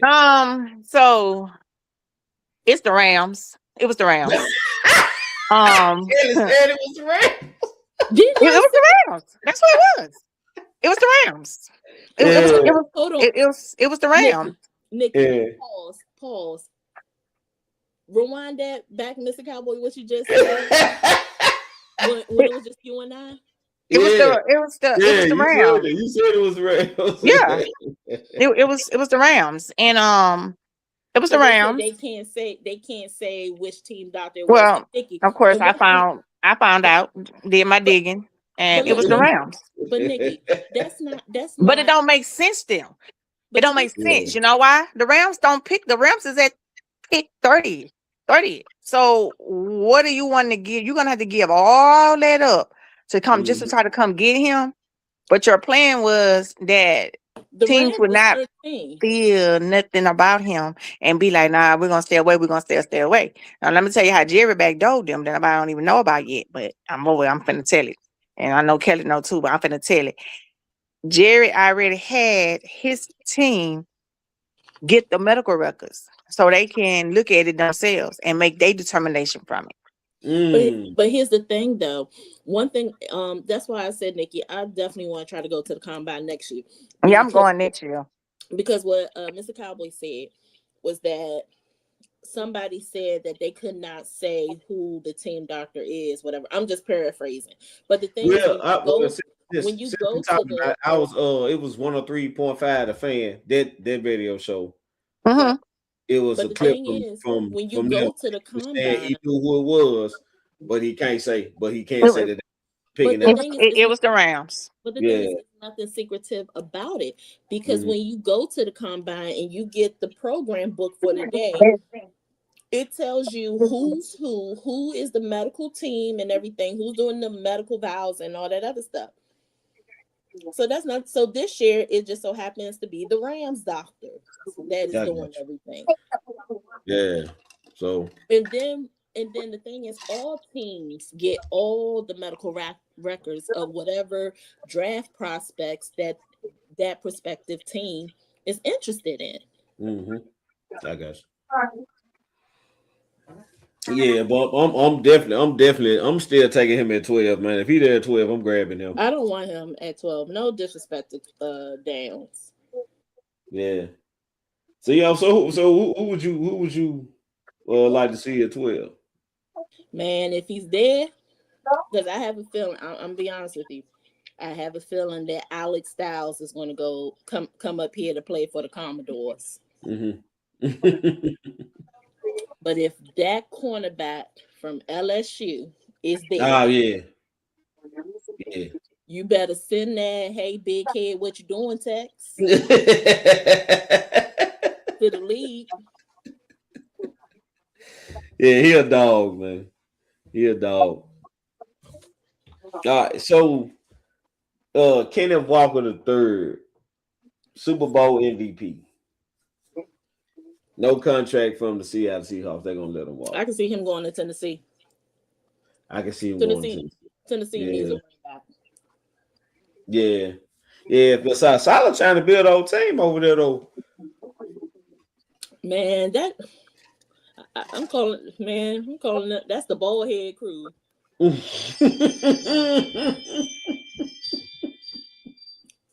Bald headed crew. All right, what else I talked about that I missed? Let me see. Okay, so he said that if Caleb Downs is there at 12, he wants him, and I said nope. I want that cornerback from LSU. Send a "Hey big head, what you doing?" text to him, because I have a feeling that Alex Styles is not going to be there. He's going. I have a feeling he's going to. He's coming up here to Washington. Sonny Styles. Yeah. Sonny not gonna be there, especially after the. Excuse me. Especially after the combine that he had. He's not gonna be there at 12. Caleb down. Now his brother is going to be there for day 3. Yeah. Jerry better get him with one of that 4th round or that 5th round pick. Caleb Downs. I wouldn't take him at 12. I would take him at 20. I would take him at 20. I would absolutely take him at 20. I don't know if I want to stick and pick. I wouldn't take him at 12. If I had to take at 12, my pick with 12 would be my boy from LSU or told you. What's his name? Start with a T. Not Torian York. His last name started with a T. Hold on. You talking about the cornerback? What's that boy last name? It started with a T. Oh, Avion Terrell? No. What's his position? It's T.H.E. Theismann. Thieneman, the safety from Oregon. Right. Yeah, hey, that boy tough. That would be my pick at 12. One of them. Yeah, that boy tough, man. Yeah. That would be my pick. That would be my pick at 12. If you don't have one of them at 12, somebody even better than that or close better to that at 12, then I'm thinking about trading down. Getting more. That's where I'm at. I'm at with that 20 because that 20th pick is our trade equity. That's our will and deal. I would not stick and pick because we need to get into day 2 some kind of way. We really need to get into they definitely get into day 2. I will get in bed with either Buffalo or hold on, let me pull this draft. Now, I would love to get Harold Pickens in the 3rd round. Oh yeah. Perkins, I'm sorry. He was red shirt. Yeah. He was red shirt. Yeah, I would love to get him in the 3rd round. I would love to get him in the 3rd round. As a matter of fact, he had a face-to-face interview with Cowboys today. Oh, they said he did good. Yesterday or today, one of them. But however, whichever day it was, they said he knocked it out the park. When he had the formal interview at the but I love him. I love watching him play. Good. I loved him. You know, that's my LSU dude. So wait a minute. LA got two 1st round picks. Okay. Because they picking at 13, ain't they? Picking at 13 in it. Yeah. So if I was the Cowboys, I would find someone to get in bed with. I would get in bed with either Buffalo or Houston and take one of their day 2 picks. And we'll take so let's say Buffalo is 26. I would take their 26 pick and one of their day 2 picks, or I will try to get in bed with Houston, take their 28th pick. So wait, LA pick at 13. LA have a pick at 13. 13. So that is okay. So that because I was like, well, why would this make sense for them to try to get Caleb Downs to file to them? And that's the reason why, because they pick after us. Yeah, they pick after us, so they will want him to drop, and we pass on him, and then they get him. Exactly. Yeah. Because I was like, why? Well, what sense would that make? And then I was okay. So that explains it. That they picked 13. Because what Jerome said that the person said that they did not want to say who the team was, but they're picking after Dallas. So I said that could either be LA or that could be Pittsburgh because from my source it's the Rams. It's the Rams. And it's the Rams. And that was the team. That was the combine medical physician for this year because it was either last year or year before last that the combine physician was our physician, the one that does like the surgeries. Right. But it was the Rams. As soon as it happened, I got the text. It was the Rams. And they tried some food. They tried some foolery. But like I said, the Dallas doctors looked Jerry had his medical reports sent to them so they can look at the medical reports and see if it's nearby as what their team doctor said. Let's be clear.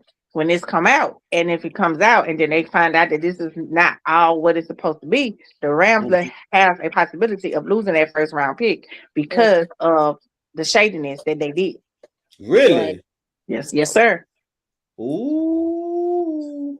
Yeah, I wasn't buying it, man. Because like when they came, they were saying potentially. I was like, dude, stop. But he was never hurt during the season. That's why I just he has like, missed ain't no zero way. time I was because like, of this. I never seen him on the injury list all season. Yeah. So I was just like, no, okay.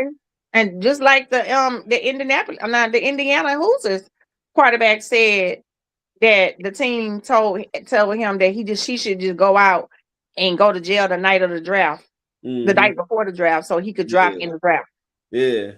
Yeah. Somebody told me to get it.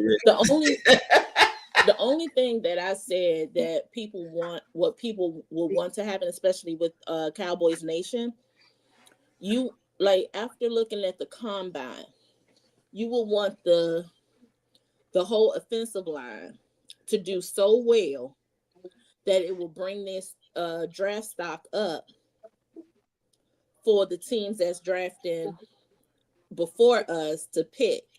And that will leave some defensive players at our disposal. I said that's what you will want to happen. You will hope to happen. Well, that's what we need to have, Right. And a couple of the teams that do pick before us, they actually need O-line help. Yeah. So I would prefer if they do and take at least two of them offensive tackles ahead of any of the defensive players, that lead the ball in our park just the way we want it.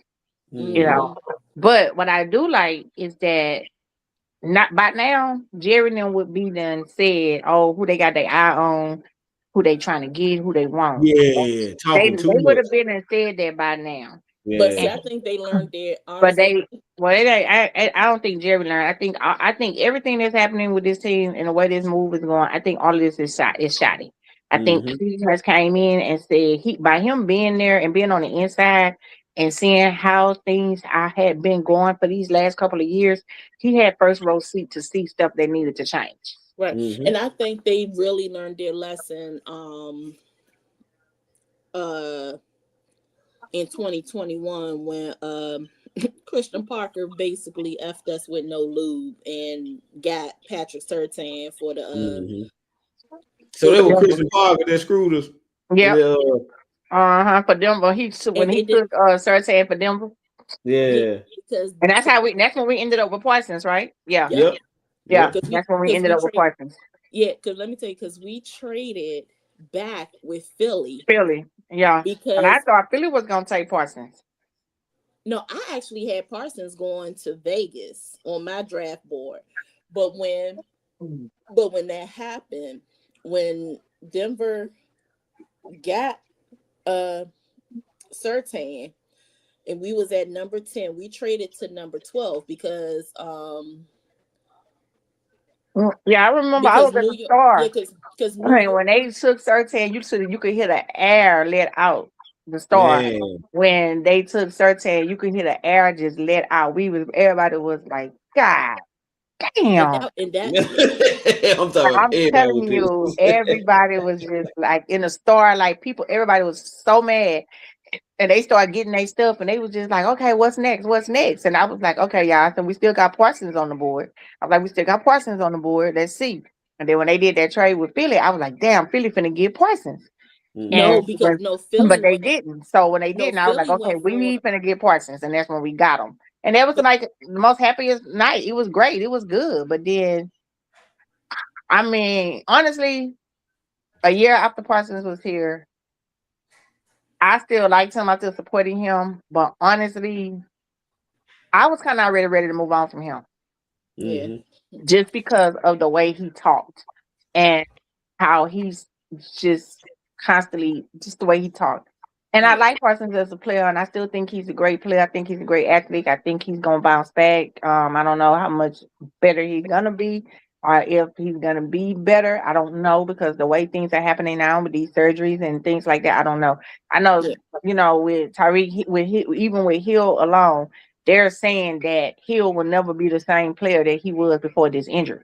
Right. There's no way Hill can be the same player. Yeah. I'm like, if you saw that knee, There's you no knew way. there's no way he can come back and be the same player I mean, behind it. teams not even talking about him. Yeah. You know, He might be done. Yeah. He might But be the thing done. with, but the thing with that 2021 draft, because when we traded with Philly, New York Giants was 13 right. on the board. They was getting ready to get Devontae Smith. Right. Yeah, they had to jump up in front of them and get Devontae. So we flipped spots with Philly, and Philly took Devontae Smith. Devontae. And this is the same thing that would happen like in 2020, because we was going to get Trayvon Diggs as the first round pick, but CeeDee Lamb was still on the board. Right. And we took CeeDee Lamb before Philly got him because technically Philly wanted Lamb. They was CeeDee Lamb in on him. Oh yeah, Lamb was on Philly's board. He was on their board. They had him circled. They had him penciled in, circled. I think that they were trying to get him because really, honestly, y'all, we didn't really need a wide receiver at the time when we got him. We didn't, but you couldn't pass on him though. But you just couldn't pass on him. You couldn't pass on him. We got 17. He had no business being on the board at 17. And they knew that Philly wanted him, so that they did it on purpose. Right, and we was like the second pick in the second round, so that's how we got Trayvon Diggs.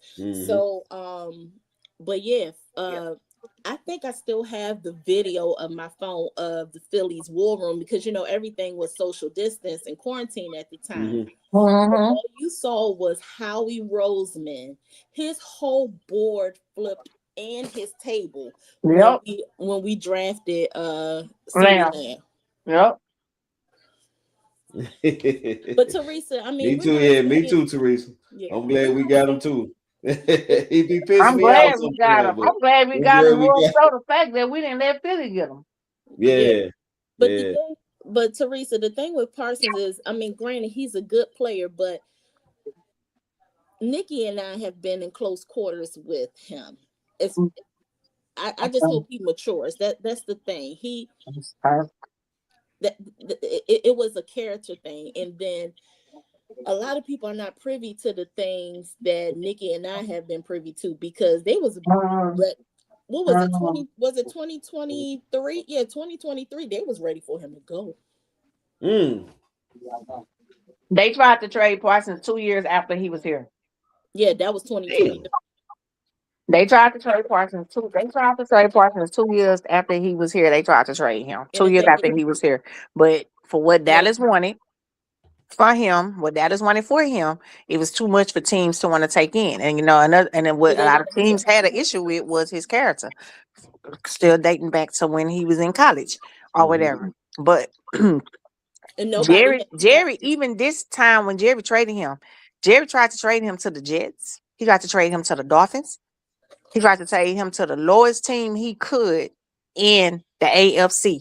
He did not want to keep him in the NFC. He did not want him to go to no team in the NFC. But that last day, it got so bad. It got so bad at training camp that Jerry picked up the phone. That's when he called Green Bay. He said, "Come get him."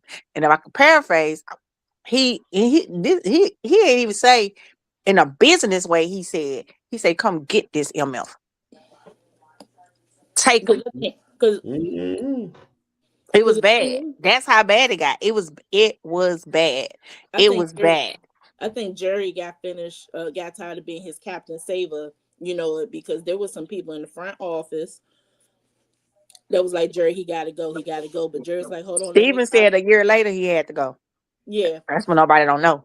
And Jerry's like, hold on, let me try to talk to him. Let me try to, But then when David Mulligata and I think the end of the end of the straw was him lying on that rehabilitation table on national TV. Yeah, that was it. That was That was it. it. That was it.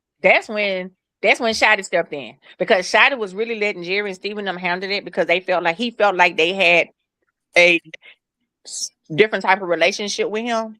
Mm-hmm. So he was really trying to let them handle it or whatever. But when he laid on that table during that game, Shotty immediately went to the locker room and said, he got to go. We can't do this. We can't do this. And I mean, people can say what they want to say. People can say he cool with this person, he cool with that person, he cool with this person. Facts of the matters are, nobody wanted him in the locker room. Nope. But look, enough with Micah. Yeah. Parsons. That's old news. I keep saying to everybody, I don't wish nothing on him. I don't wish nothing bad against him. I wish him nothing but the best. I hope he recovers well. I hope he come back and still be the same dynamic player that we had when we first got, and and whatever. But until somebody can keep him from talking, they're gonna always have an issue with him in the locker room. Yeah. I got a question for y'all. Okay, so we got Javonte Williams. We got RB1.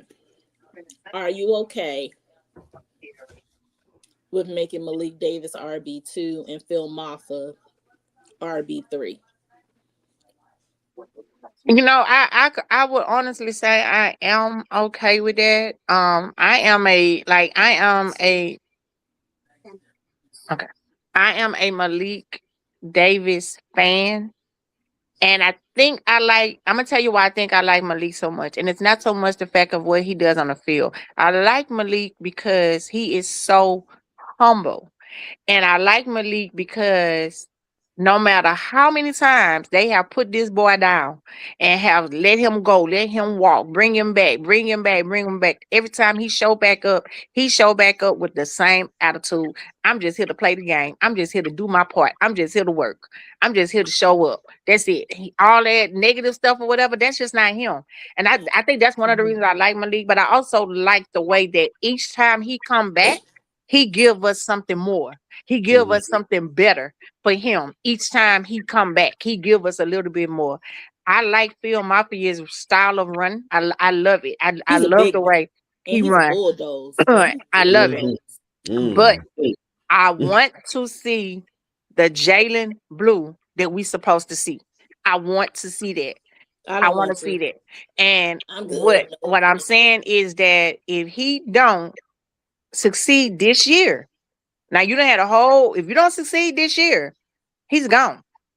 Yeah. He's gone. I agree with that. If you don't succeed this year, you're gone, because it can't be that much that you can't read or understand. It can't be that much you can't read or understand. So if you can't get it this time and get it this time around, well, I'm gonna start thinking you're a little slow. I don't know. I saw some promise in the Giants game though. It looked like he was about ready. Yeah, but he dropped the ball. But I love Jalen Blue. I love him, but I just need to see him do the stuff he's supposed to do. Put the work in, put the time in. And I'm not saying he's not doing it now, because I think the way he felt this past season, or whatever, I think that's making him do the work and put the work in and do it. And I want to see him succeed. Just stay away from the LV cleats. Yeah, that pissed me off. Talking about he got some blisters on his feet. Hey, what? Only that. So this is what I'm gonna say, and you might X me out off this show when I say what I'm gonna say. I love Malik Davis, his style of running and everything that Nikki just said.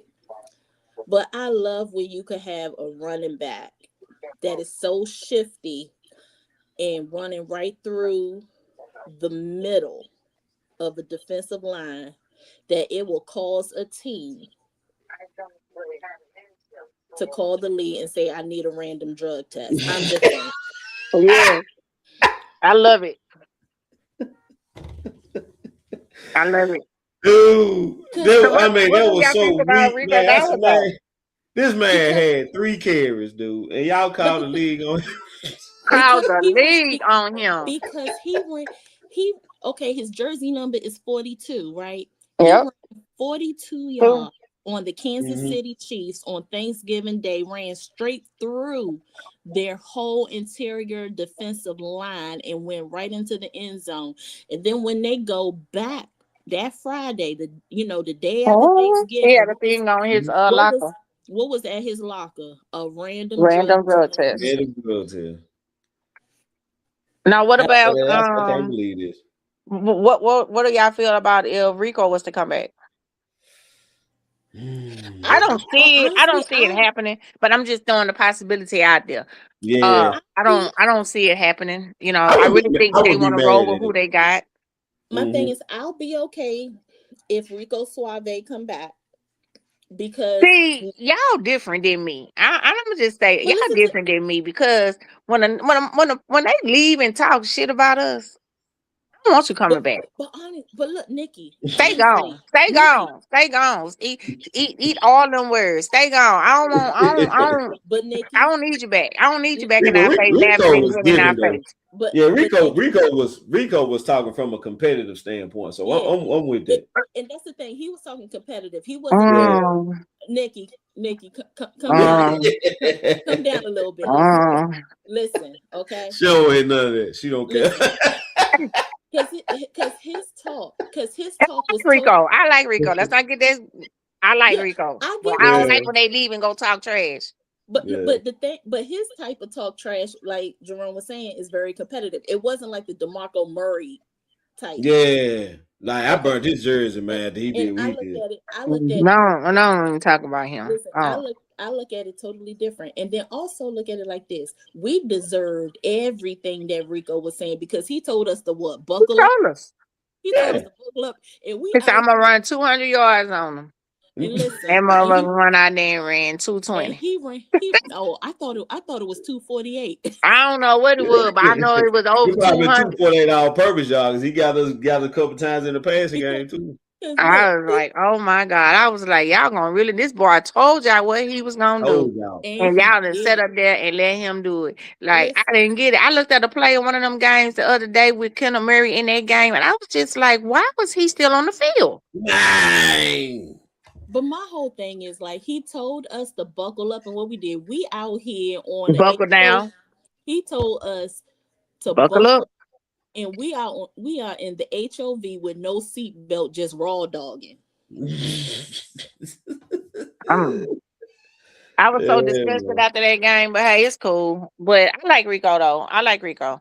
But here's my thing. I'll be okay with him coming back because we have a power back of a Javonte Williams. But there's no need to bring him back because I feel like we got what we need in the running game. You know, when they secured Javonte Williams, they let me know that they was okay. And like I said, we got 3 runners on the team. Like we got Malik Davis, we got Phil Mafia, we got Jaden Blue. So we don't really need Rico to come back. I was putting it out there. Blocking. I don't like his pass blocking. Who was that? Rico. Oh. Now let's say this. What if they decide not to keep Malik Davis and bring Rico in? I don't think that's gonna happen though. I know. I'm just saying. I'm just. I'd be cool with Rico coming back. I mean, I'd be okay with it. I don't have a problem with Rico. I like Rico, and I honestly thought they should have gave him a deal. I honestly thought, that he should have gotten a contract. I honestly felt like he played well enough to know and to earn a contract.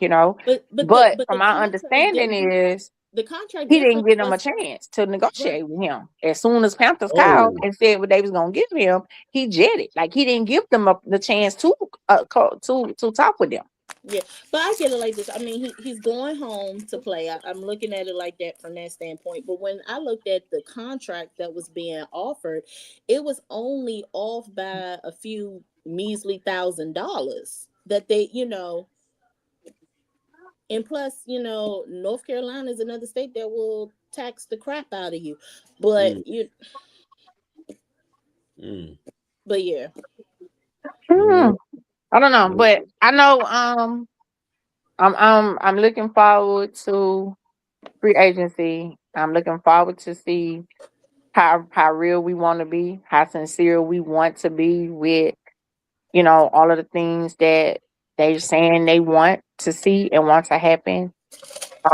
And honestly, free agency is going to dictate our draft. Honestly, free agency is going to dictate the draft. So whatever, depending on what we do in the free agency, whatever we hit on, miss on, that's what's going to dictate our draft move. But I do need them to go ahead and let Terrence Steele go, give us that $14 million thing cap, and let him go on and walk, and move our boy over to his correct spot he supposed to be in. Because Terrence Steele, to me, Terrence Steele is done. Like he's done. Like he done. He the weakest link on the line. But look, I was watching, and y'all stay back on in the back room when the show go off. And Jerome, I could tell you what I gotta say. Mm-hmm. So I watched an interview after we played Vegas, and Max Crosby was like, "Man, that Terrence Steele, he gave me a run for my money." I'm looking back like this. Are we talking about the same Terrence Steele? Well, Max Crosby was hurt at the time too. Yeah, that's all. He was. So Max was hurt that game. Yeah, he was hurt. Yeah, he wasn't 100%. I guess. Because I was like, wait, they sung his praises for that. Well, no, he handled Max Crosby 1-on-1 for the most part the whole game. Yada yada. But Crosby wasn't 100%. Crosby wasn't 100%. And on top of that, I think Crosby at that point, Crosby was to a point to where he want to do less as possible so they can put in their mind that they want to go ahead and trade him.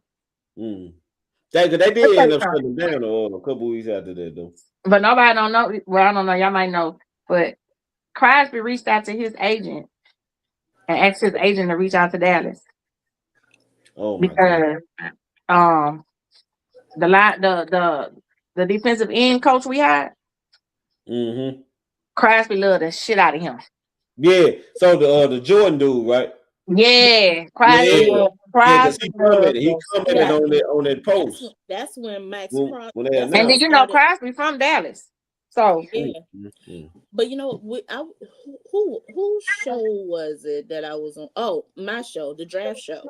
And Eric Serrata, we was talking a little bit about him. Like nobody has really talked about Brandon. This is a coach that people will pay money to go train with him. That's what I heard. And Brandon did his own press release. He told the Cowboys, "Nah, I got it." And he did his own press release and posted it on his own Instagram and tagged Dallas in it. Wow. So did you see when he told them? And that's when he went in there, Crosby thing picked back up. Did you see when he went in there in the thing and he looked at the film? When he looked at the film and he seen what he saw in the film, and he said, "I know it's off season, but I need you to get every last one of them on the phone because I just want to know what the hell they was doing and how in the hell did they feel like they deserve to be in the NFL playing like this." Damn. Yeah. Because I need them all on the phone. Matter of fact, call them in for a meeting. We need an emergency meeting. Because I need to let them know we're not gonna have this. This not happening. This not happening. This not happening now on my watch. I say, oh, okay. And Brandon Jordan, his Brandon Jordan, like just to train with him. Oh, we're not talking about like $10,000 a session. Yeah. Mm-hmm. Yeah, I think he charged 20. I think they said 20. Damn. I think they said 20. I think they said he charged like 20, like almost 20, like right at almost 20, like almost 20. That's a discount. We're talking about 25,000. Yeah, I think I think they said that. Yeah, that's how much he charged to train with them. And his session tell you straight up, if you ain't coming to do the work, and I'm not worried about your money. Because I got plenty where that's coming from. So if you ain't coming to do the work, keep your money and you can keep it moving. And his sessions are 3 hours. Yep. 3-hour sessions. Now imagine $25,000. Imagine going to see him for a straight week. 25,000 times what? Oh, and they will pay it. And they will pay it. Oh, they do pay it. They pay it. They pay it. They pay it. I'm gonna tell you something. Even college kids, college parents was getting loans to pay him to help their kid. He wasn't charging the college kids as much.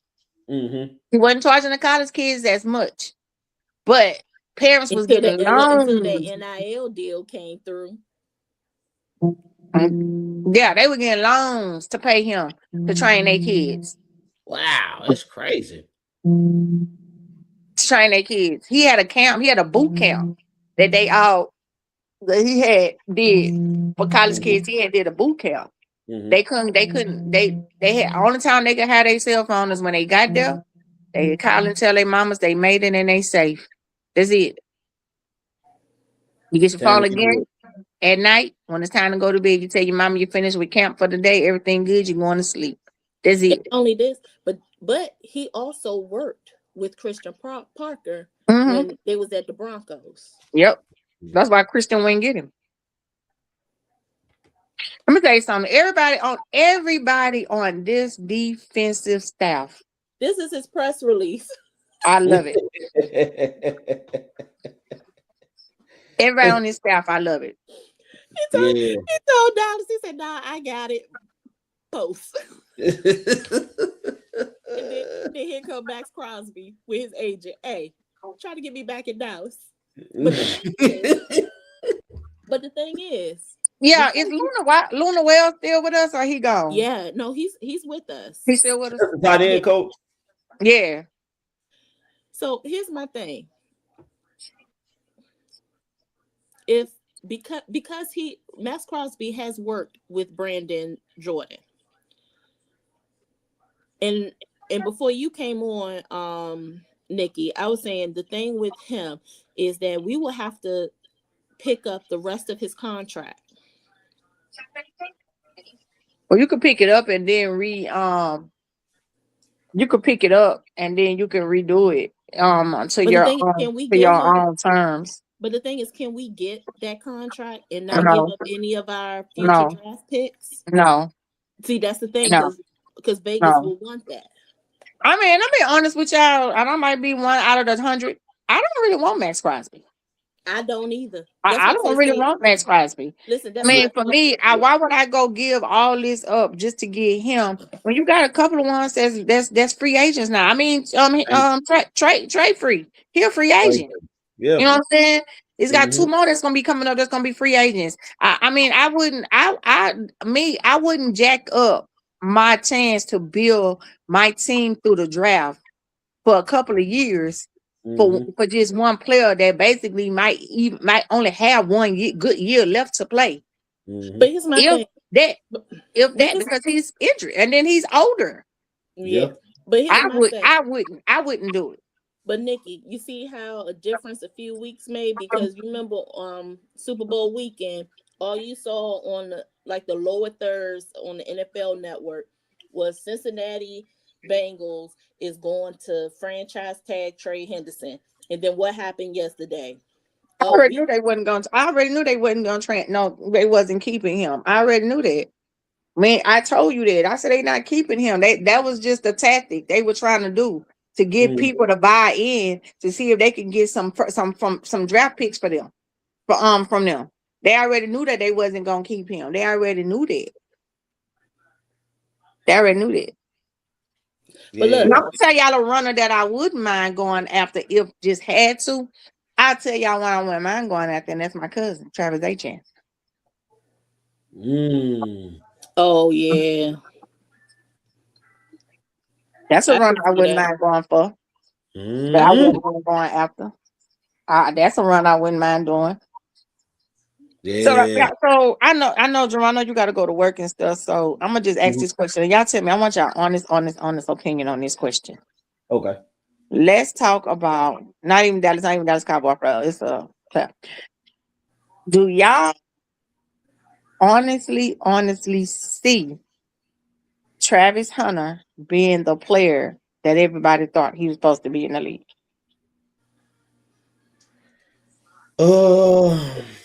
Mm.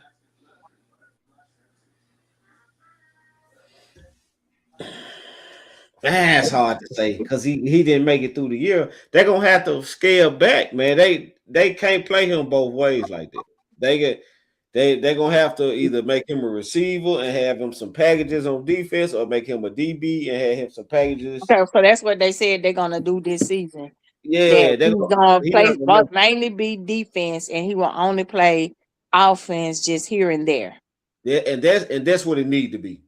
Because I think he's a better corner than receiver. You know what I'm saying? Right. Me too. Yeah, so And I think it wore his body down. And NFL is guys are so much bigger than college guys. Back there, And what we were so saying? the speed is different. You know what I'm saying? So I just think it wore him down so fast. It just wore him down so fast. So I don't know. I still want to see him eat. I want to see him have a great career. But I just think they just wore him down so fast trying to play him the two ways that he played when he was in college. Yeah, it's different, man. When you playing for a mortgage payment. Yeah. And let me add a little different. Yeah, buddy. And let me add to that. What do you think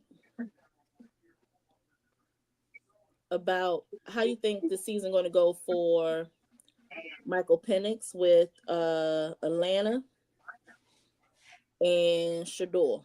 How you think that's going to be? Man, well, Michael Penix. I think Michael Penix. I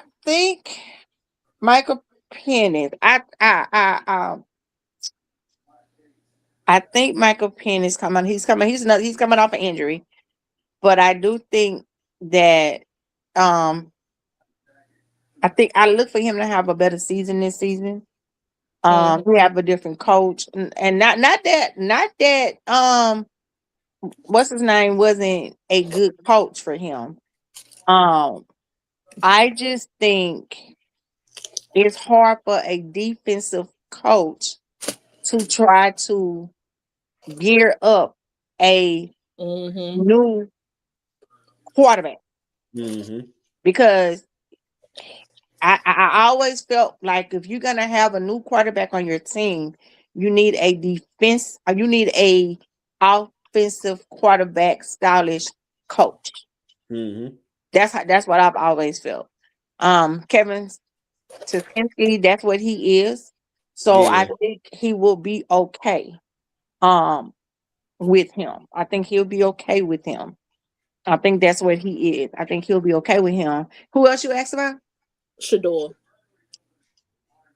I think I see Shador having a better year. Because I like the coach that they got for him. He's a coach that's coming in with not all of the drama and the stuff that was behind getting him. The drama should be behind Cleveland now with the Shador stuff because he's been there a season now. So the drama should have been settled down now. Now the problem is going to come if they pick another quarterback in the draft. I heard they were looking at Malik Willis. Looking at who? Malik Willis.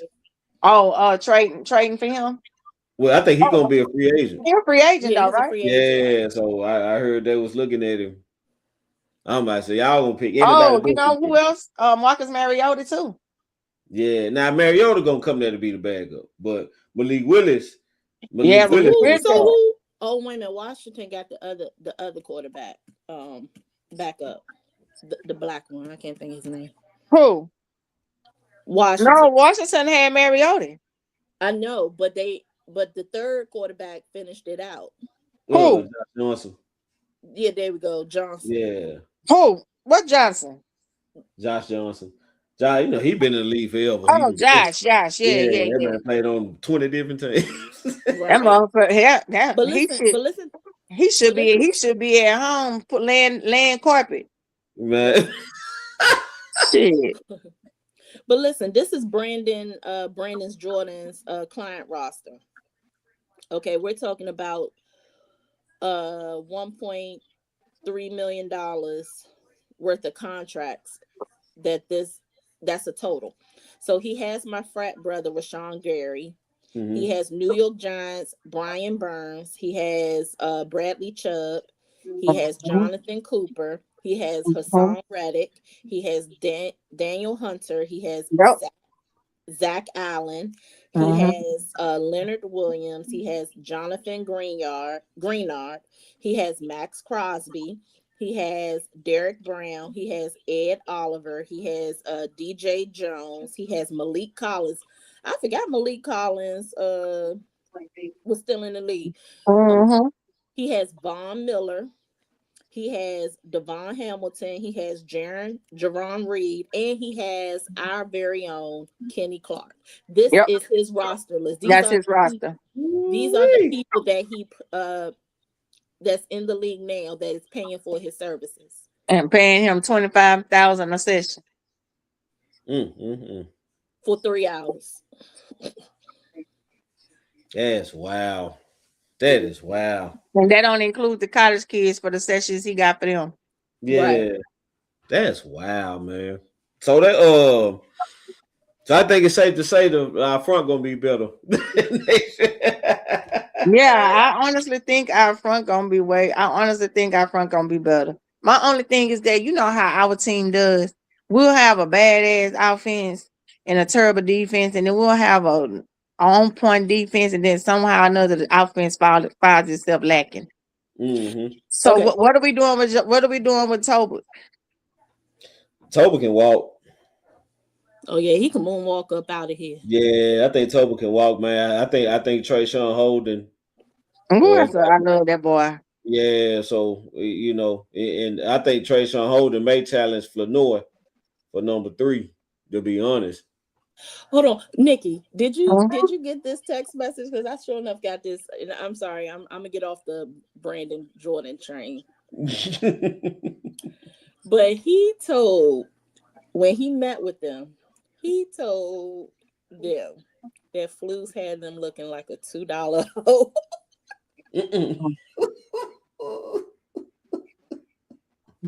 I'm just paraphrasing him, but he said, "Who brought that clown in here?" Yeah, he said it had him looking like a $2 hoe. So y'all, where is Al Davis now? Isn't he in the grave? Which Al Davis we talking about? Y'all stupid. No, what's that damn man name? I mean Harris. Shit. I'm like Al Davis. I'm like Al Davis. They rolling over the Raiders. I went Al Harris. I was going to say, where's Al Davis? I was going to say, shit, Jerry need to be laying on top of him. Listen. Don't let Al Davis pop up in here. I'm telling you, this would be the fastest you ever see me move. But no, where's Al Harris? He's still with Chicago. Yeah, he's still with Chicago. Oh, he stayed? Because I thought they had let him walk. No. Really? Let me see. Okay. No, I thought they had let him walk. But okay. Chicago blocked all interviews. Oh, they did.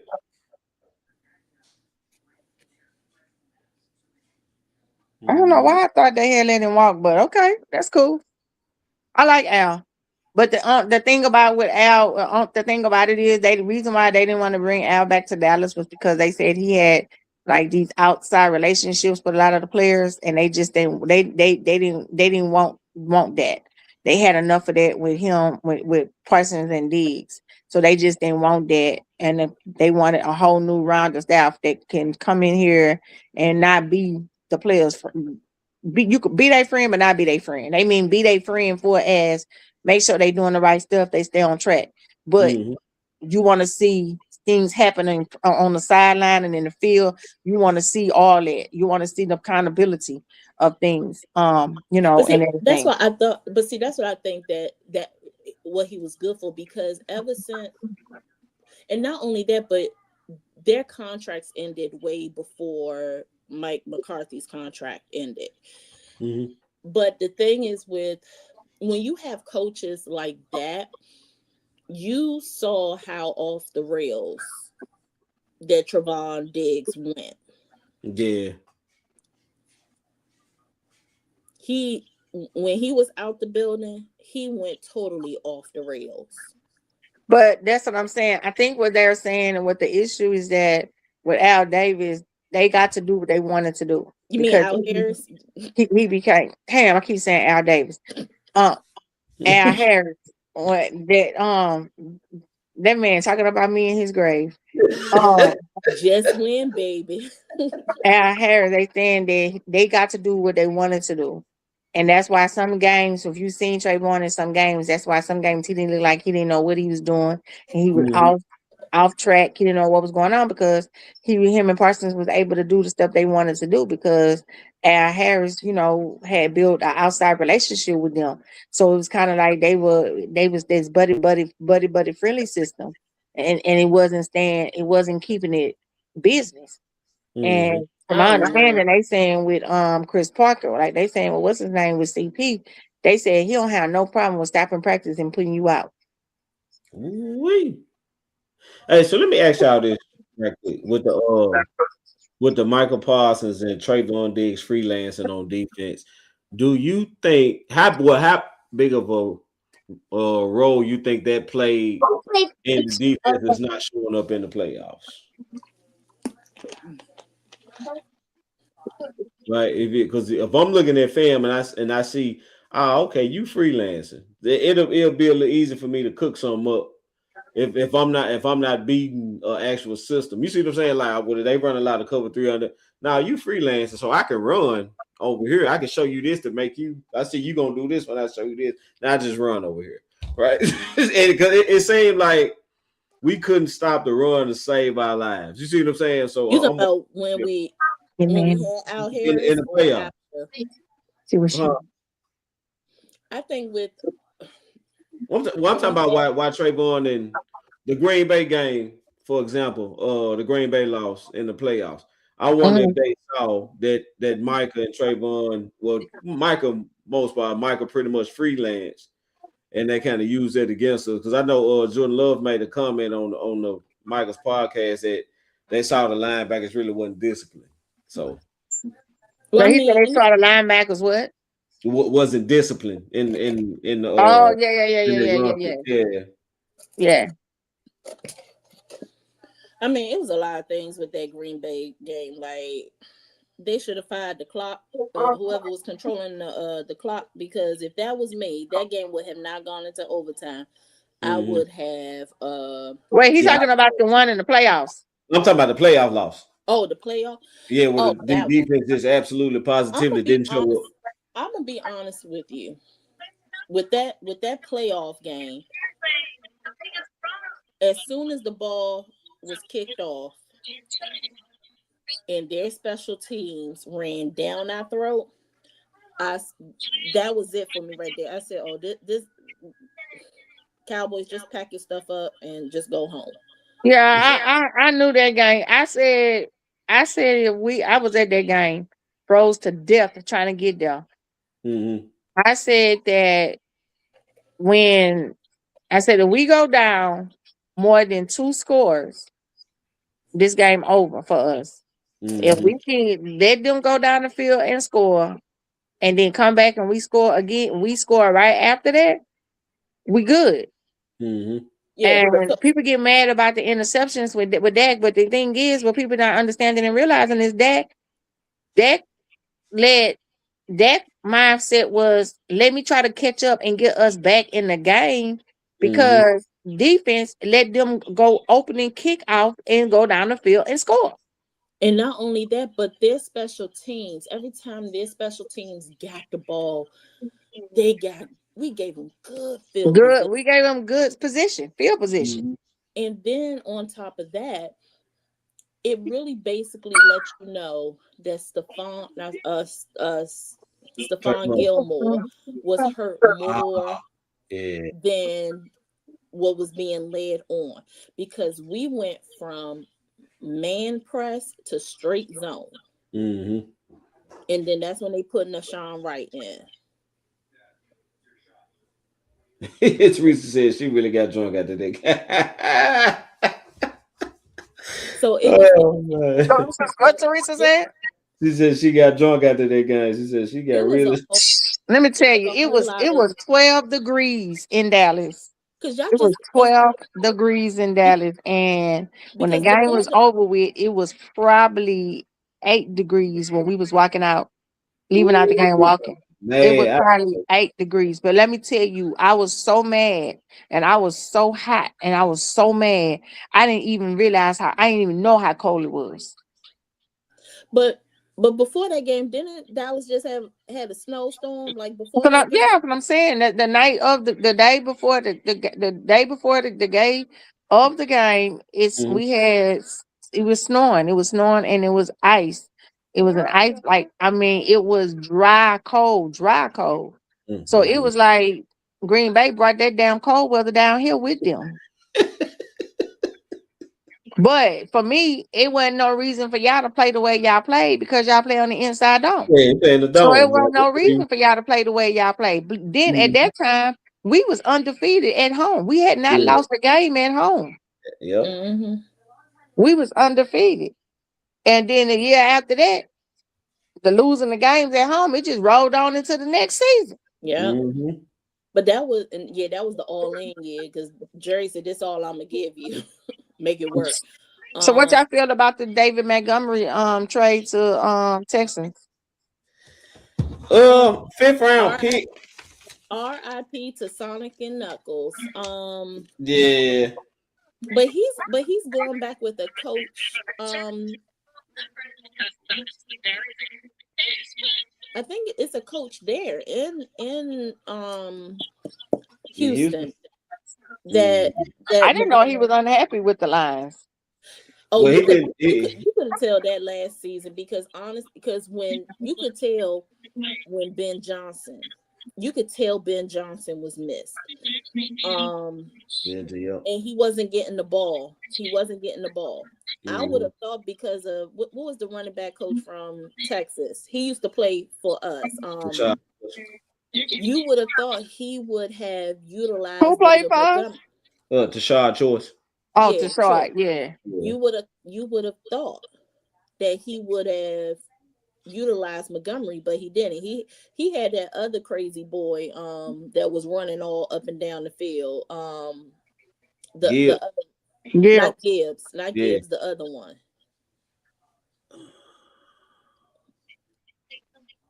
He's the one that you have to be all the way back in the field, because that's how fast he is. Yeah. But see, that's the thing about it is, though, I don't know. I just feel like unless they do some good stuff in the free agency and in the draft, I don't know. I feel like Detroit is coming down some. Because, I think they're taking a step back. Yeah, I think they're taking a step back because, and then with Houston, they might have a good running game, but they still got CJ Stroud over there. Mm-hmm. Yeah. But I guess they're trying to help him out by running the ball, because he's gonna still throw interceptions. Highlight Chris comment. Highlight Chris comment. Right here. This one. Yeah. Okay. So that in any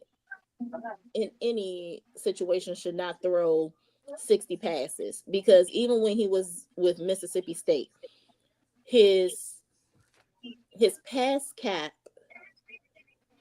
is really between 35 and 40. He cannot throw if he's throwing more than that, then you really tiring his arm. Yeah, I'm like, he's not a pocket quarterback. He is a mobile quarterback. Mm-hmm. So that's really over his pass cap. Mm-hmm. Yeah, nobody. Yeah, any quarterback you got throwing that many times, it's gonna be a problem. It's gonna be a problem. And the best person who knew that was Bill Callahan, who was there for his rookie year. Bill Callahan told Jerry, don't have him. No, it wasn't Jerry, it was Steven. Don't have him throwing over 35 to 40. Yeah. Because not only did you ain't got no balance. You throwing about 60 times. You done abandoned the run game. Right, because not only did we have Zeke, but we also had Alfred Morris. We had a few running backs on there. He was like, let Dak run. He knows how to use his legs, because even when he was at Mississippi State, Dak is a big boy. He know how to push a D line, and he has done it before. He did it his rookie year and his sophomore year. But Bill Callahan and Jason Garrett did not get along. That's why after the 2016 season, Bill Callahan upped and left and went to Washington. A lot of people get along with Jason Garrett. Same like No, I just think it was more so it was different philosophies. But the thing is, let me tell you, I've heard in league meetings how Jason Garrett was advocating and fighting for his players, because they was doing a whole bunch of shifty, shady stuff. The league was to the Cowboys, and he called the league out on a lot of it. And he even was very vocal about that whole Zeke thing. Zeke was like, the Zeke thing was bogus. Yeah, Jared, completely bogus. Yeah. Jason Garrett was like, okay, you knew this girl lied and everything, but you're still penalizing him. And he was like, why are you penalizing him for something that happened in college? This did not happen. And he didn't even get suspended for it in college. Yeah, thank you. I'm like, but the thing is, the girl lied. And y'all knew she lied. Y'all had proof that she lied. Man, y'all know I still got that whole thing. Yeah. I do. I still got that whole packet, the whole court stuff, everything. Wow, for real? Yep. I still got it. I still got everything. Exhibit A, B, C, everything. I got the whole thing. Man. I have it too. Jerome, when I say Nikki and I be having, man, I'm like, y'all. All right, y'all, I got a roll, man. This dog about to take this one down. but stay on real quick, and I tell y'all why. I tell you the thing. You too, Nikki. Stay on. All right, so I'm off. So I want to thank everybody for coming through and participating and liking and sharing the video. Next episode will be next Wednesday, 7 p.m. Central Standard Time. Ladies, y'all want to add anything? Y'all could catch me on Built Different Group this Sunday for the draft positions predictions draft show is on Built Different Group. It comes on at 8 p.m. Eastern Standard Time, 7 p.m. Central Standard Time. I forgot what we're talking about cornerbacks. Yeah. Are we talking about cornerbacks? No, safeties. I don't know. Just tune in. Build Different Group on Facebook, and we're also on YouTube as well. Cowboys Unify. Yeah. So I probably, when I see that, I share that to my page. So if you follow me, you'll see it on my page as well. Yeah. Yeah. So you want to add, Nikki? Oh no, just hey, it's free agency time coming up on us. We are hoping y'all gonna see a lot of activity on my page, moving and shaking and baking. So don't get on here, don't get up here asking for players that want 30 million a year, and y'all know we ain't got but $5. Yeah. Don't start that shit this year. Look, everybody. I'm talking about like ain't no salary cap at all, right? Like don't start that. Do not start that. Do not start that. Everybody that's time somebody released, Oh, Dallas need to go Man. get him. Dallas need to go get him. Y'all just think about names. Y'all just hear names and think that every player that get released belong in Dallas. That's not the case. And You have schemes. You have schemes. You have things that have to be taped out on to see if this player is even a fit for your team.